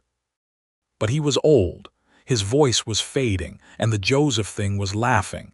"You can't stop this," it screamed. "The doorway is open, the master is coming, nothing you do can close it now." The pit was pulsing faster, brighter, and from its depths came a sound. Not a voice, not a scream, something older, something that predated sound itself. The Hollow King returning, summoned by his servant's sacrifice. "We have to close it," Daniel shouted. "Now." "How?" Lena cried. "The same way as before, I have to become hollow. I have to disrupt them from the inside." "No," Bitterwater's voice cracked. "You barely survived last time. If you do it again, you might not come back." "Then I don't come back." Daniel turned to face the pit, the Joseph thing, the tide of Hollow Ones. "Someone has to stop them. Someone has to be willing to pay the price." He let go. He let go of his fear, his hope, his identity, his self. He opened himself to the void, became the walking disruption, the hollow that was full, the paradox that destroyed by existing. And he dived into the pit. The fall was endless, timeless. The pit wasn't a physical space. It was a state of being, a condition of emptiness, a place where the Hollow Ones lived when they weren't wearing skin.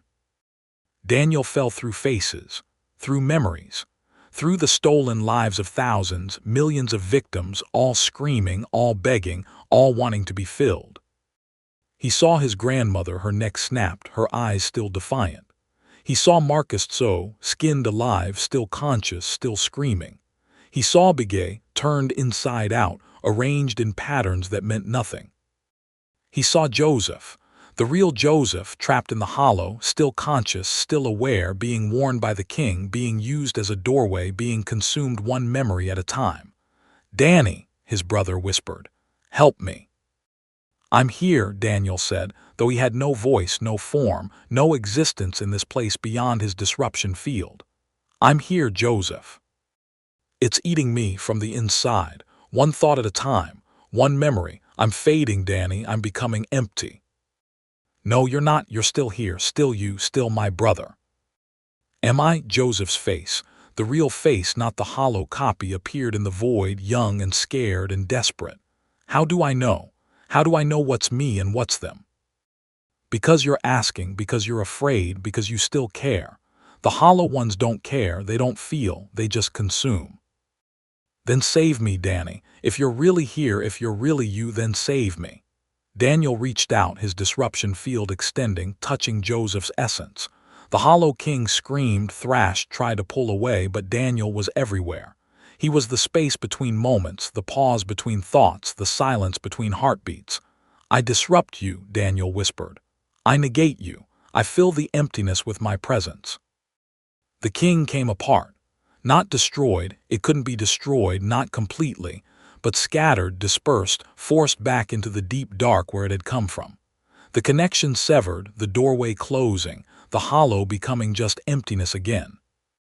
Daniel grabbed Joseph, grabbed his essence, his self, his soul, and pulled him out of the hollow, out of the pit, out of the darkness and back into the light.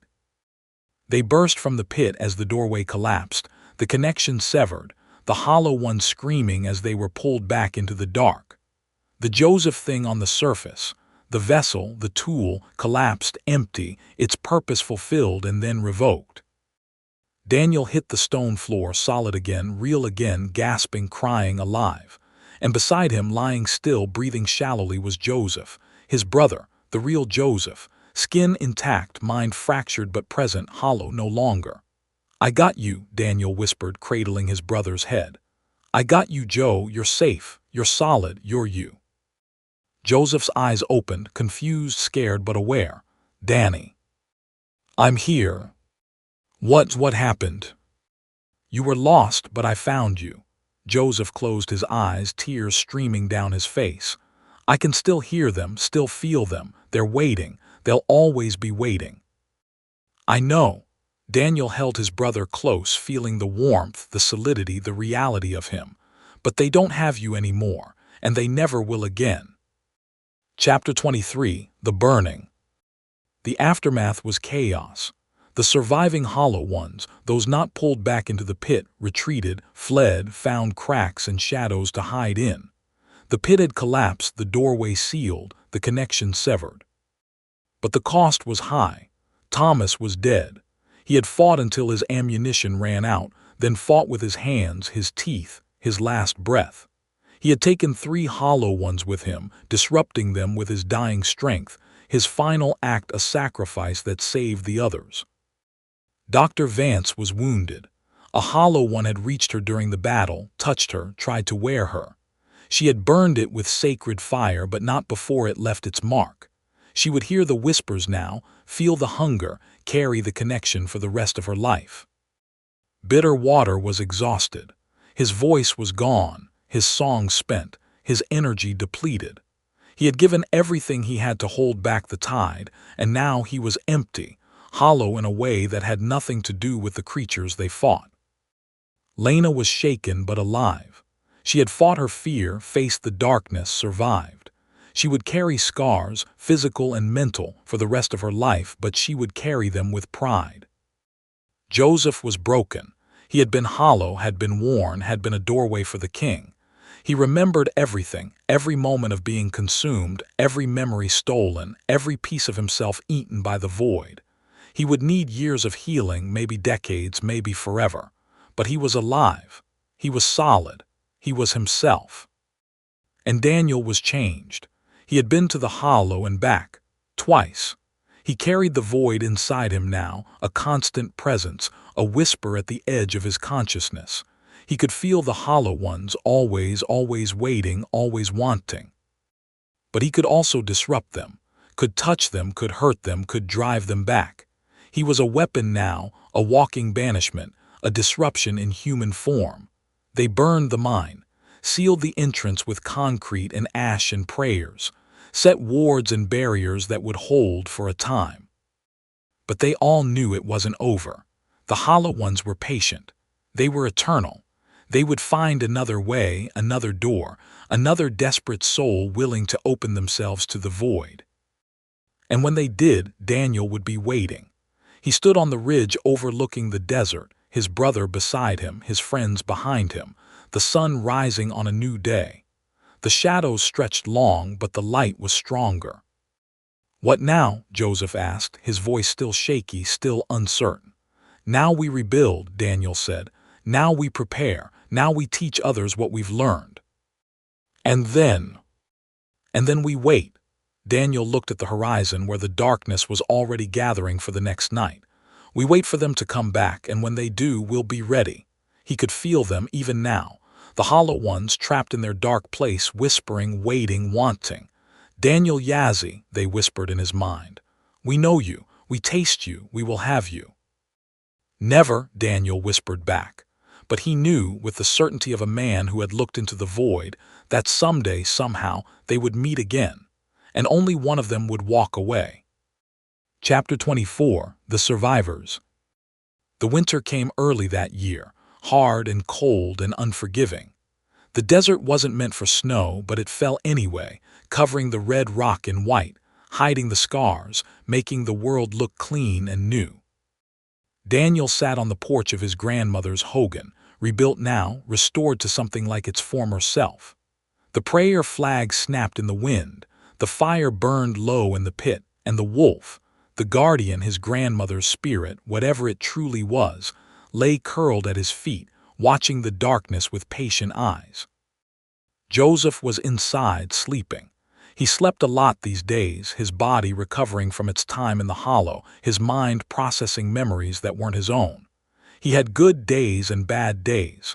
Days when he remembered who he was, and days when he reached for faces that weren't there, voices that belonged to the void. But he was healing. Slowly, painfully, but healing. Lena visited every week. She had moved to the reservation, found work as a teacher, dedicated herself to learning the old ways so she could help others who had faced the darkness. She was strong, stronger than she knew, and her presence was a reminder of what they had survived. Dr. Vance had returned to her university, but she kept in touch. She was compiling their story, writing it down, creating a record so that future generations would know what waited in the shadows. She had named her manuscript The Hollow Ones, a study in interdimensional terror. She knew it would never be published, not in any conventional sense, but she wrote it anyway. Someone needed to know. Bitter Water had died. His final sacrifice, his last song, had taken everything he had. They had found his body in the desert, peaceful, smiling, finally at rest. Daniel had buried him according to the old ways, singing the songs that would guide his spirit to the next world. Thomas Blackhorse's family had held a warrior's funeral. He had died fighting, had taken the enemy with him, had saved others with his sacrifice. His name would be remembered, and the Hollow Ones were silent for now. Daniel could still feel them, still hear them, but the whispers were faint, distant, patient. They were waiting, planning, preparing their next move, but so was he. Chapter 25, The Final Warning. It came in the spring, when the desert bloomed with flowers that had no business surviving in such harsh conditions. A letter, hand-delivered by a child who couldn't describe who had given it to him, only that the nice man with the wrong eyes had asked him to bring it to Ranger Yazzie. The letter was written in handwriting Daniel recognized, his own. "Dear Daniel," it read, "I hope this letter finds you well. I know you're probably surprised to hear from me, given that I'm you. Or rather, I'm the you that could be, the you that will be if you make the wrong choice. I've been where you are, I've fought the Hollow Ones, I've saved my brother, I've survived, and then I made a mistake. I got complacent, I thought we had won, I thought they were gone. They weren't, they never are. They found another way, another door, another desperate soul. And this time I wasn't ready. This time they wore me, consumed me, made me hollow. I'm writing from the other side, Daniel, from the dark place between, and I'm telling you it's not over, it will never be over. The Hollow Ones are eternal, they are patient, they are always waiting. But you can fight them, you can keep fighting. As long as you remember what makes you solid, what makes you real, what makes you Daniel Yazzie, you can resist them. Don't make my mistake, don't let your guard down, don't think you've won. The war never ends, it just changes shape. Keep fighting, brother, for all of us. Yours in the dark. Daniel Yazzie, the Hollow One. Daniel burned the letter. He didn't tell the others. Some burdens were meant to be carried alone, but he tripled his wards. He increased his training. He prepared for a war that might never come or might come tomorrow, and he waited. Chapter 26, The Return. It happened on the anniversary. 1 year to the day since the battle in the mine, since he had gone into the pit and returned, since his brother had been restored. Daniel was on patrol, alone, checking the old sites, the places where the Hollow Ones had been strongest. The sun was setting, painting the sky in shades of blood and fire, and the shadows were stretching long. He found the body at the edge of Canyon de Chelly. It was fresh, hours old, maybe less. A young man, Navajo, dressed in hiking gear, his chest cracked open, his heart removed, his skin still intact but wrong somehow, rippling with movement beneath. Daniel knew what he was seeing. A vessel, a doorway. Someone had opened themselves to the hollow, had invited the emptiness in, had become a bridge. "Hello, Ranger Yazzie," a voice said from behind him. He turned slowly, his hand on his weapon, his heart hammering against his ribs. The figure that emerged from the shadows wore a face he didn't recognize. Young, female, beautiful, but the eyes were wrong. The eyes were holes, openings into the void. "We've missed you," it said. "The year has been so long, so empty, so hungry." "I sealed the door," Daniel said. "I disrupted the king. I sent you back." "You delayed us, that's all. We are eternal, Daniel. We are patient. We waited for a new doorway, a new anchor, and now we have one." It gestured to the body on the ground. She was so lonely, so desperate for connection. She wanted to be part of something larger than herself. We gave her what she wanted, and in return she gave us passage. "I'll stop you." "You always say that." The thing smiled, and its smile was warm, inviting, completely wrong. "But you never do, not really. You delay, you disrupt. You seal doors, but you never destroy us, you never end us, you can't. We are the spaces where things used to be. We are the memory of existence. We are what remains when everything else is gone. You can't fight the void, Daniel. You can only fill it. And eventually you will empty. Eventually you will hollow. Eventually you will join us." "Never." "We've heard that before." The thing stepped forward, and Daniel raised his weapon, loaded with ash, blessed by bitter water's final song, prepared to disrupt, to banish, to fight. But the thing just smiled. "Not today, Ranger. Today we just wanted to say hello, to let you know we're back, to remind you that the war never ends. We'll see you soon." It turned and walked into the shadows, and when Daniel followed, he found nothing. Just the empty desert, the setting sun, the darkness gathering. He stood alone, his weapon heavy in his hands, his heart heavy in his chest, his mind heavy with the knowledge that it was starting again. The hollow ones were back, and the war would continue. Chapter 27, the last line. He found Joseph on the porch when he returned, wrapped in a blanket, staring at the stars. "They're back," Joseph said, not a question, a statement.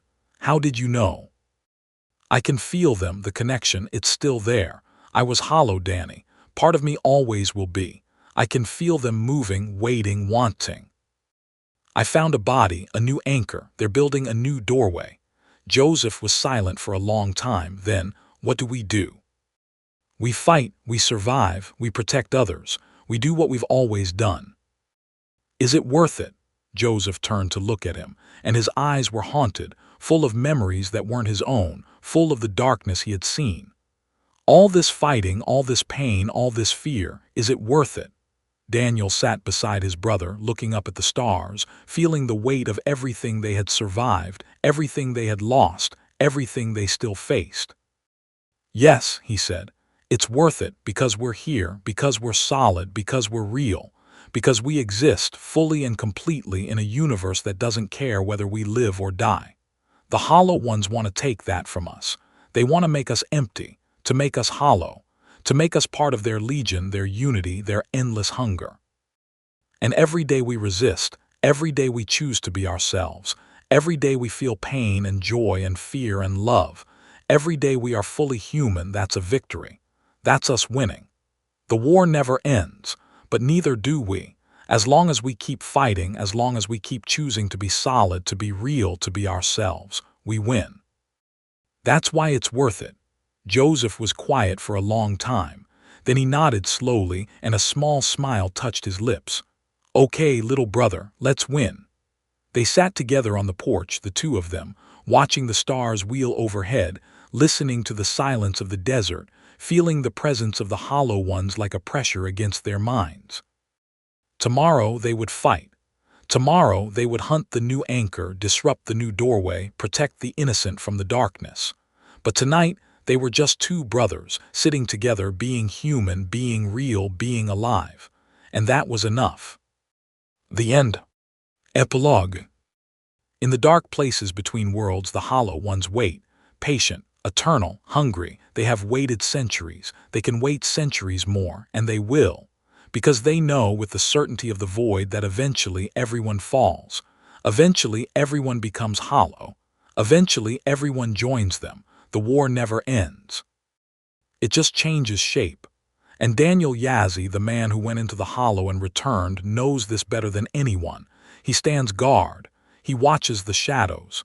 He listens for the whispers, and he waits. Because some things don't hunt. They wait. And they always win in the end.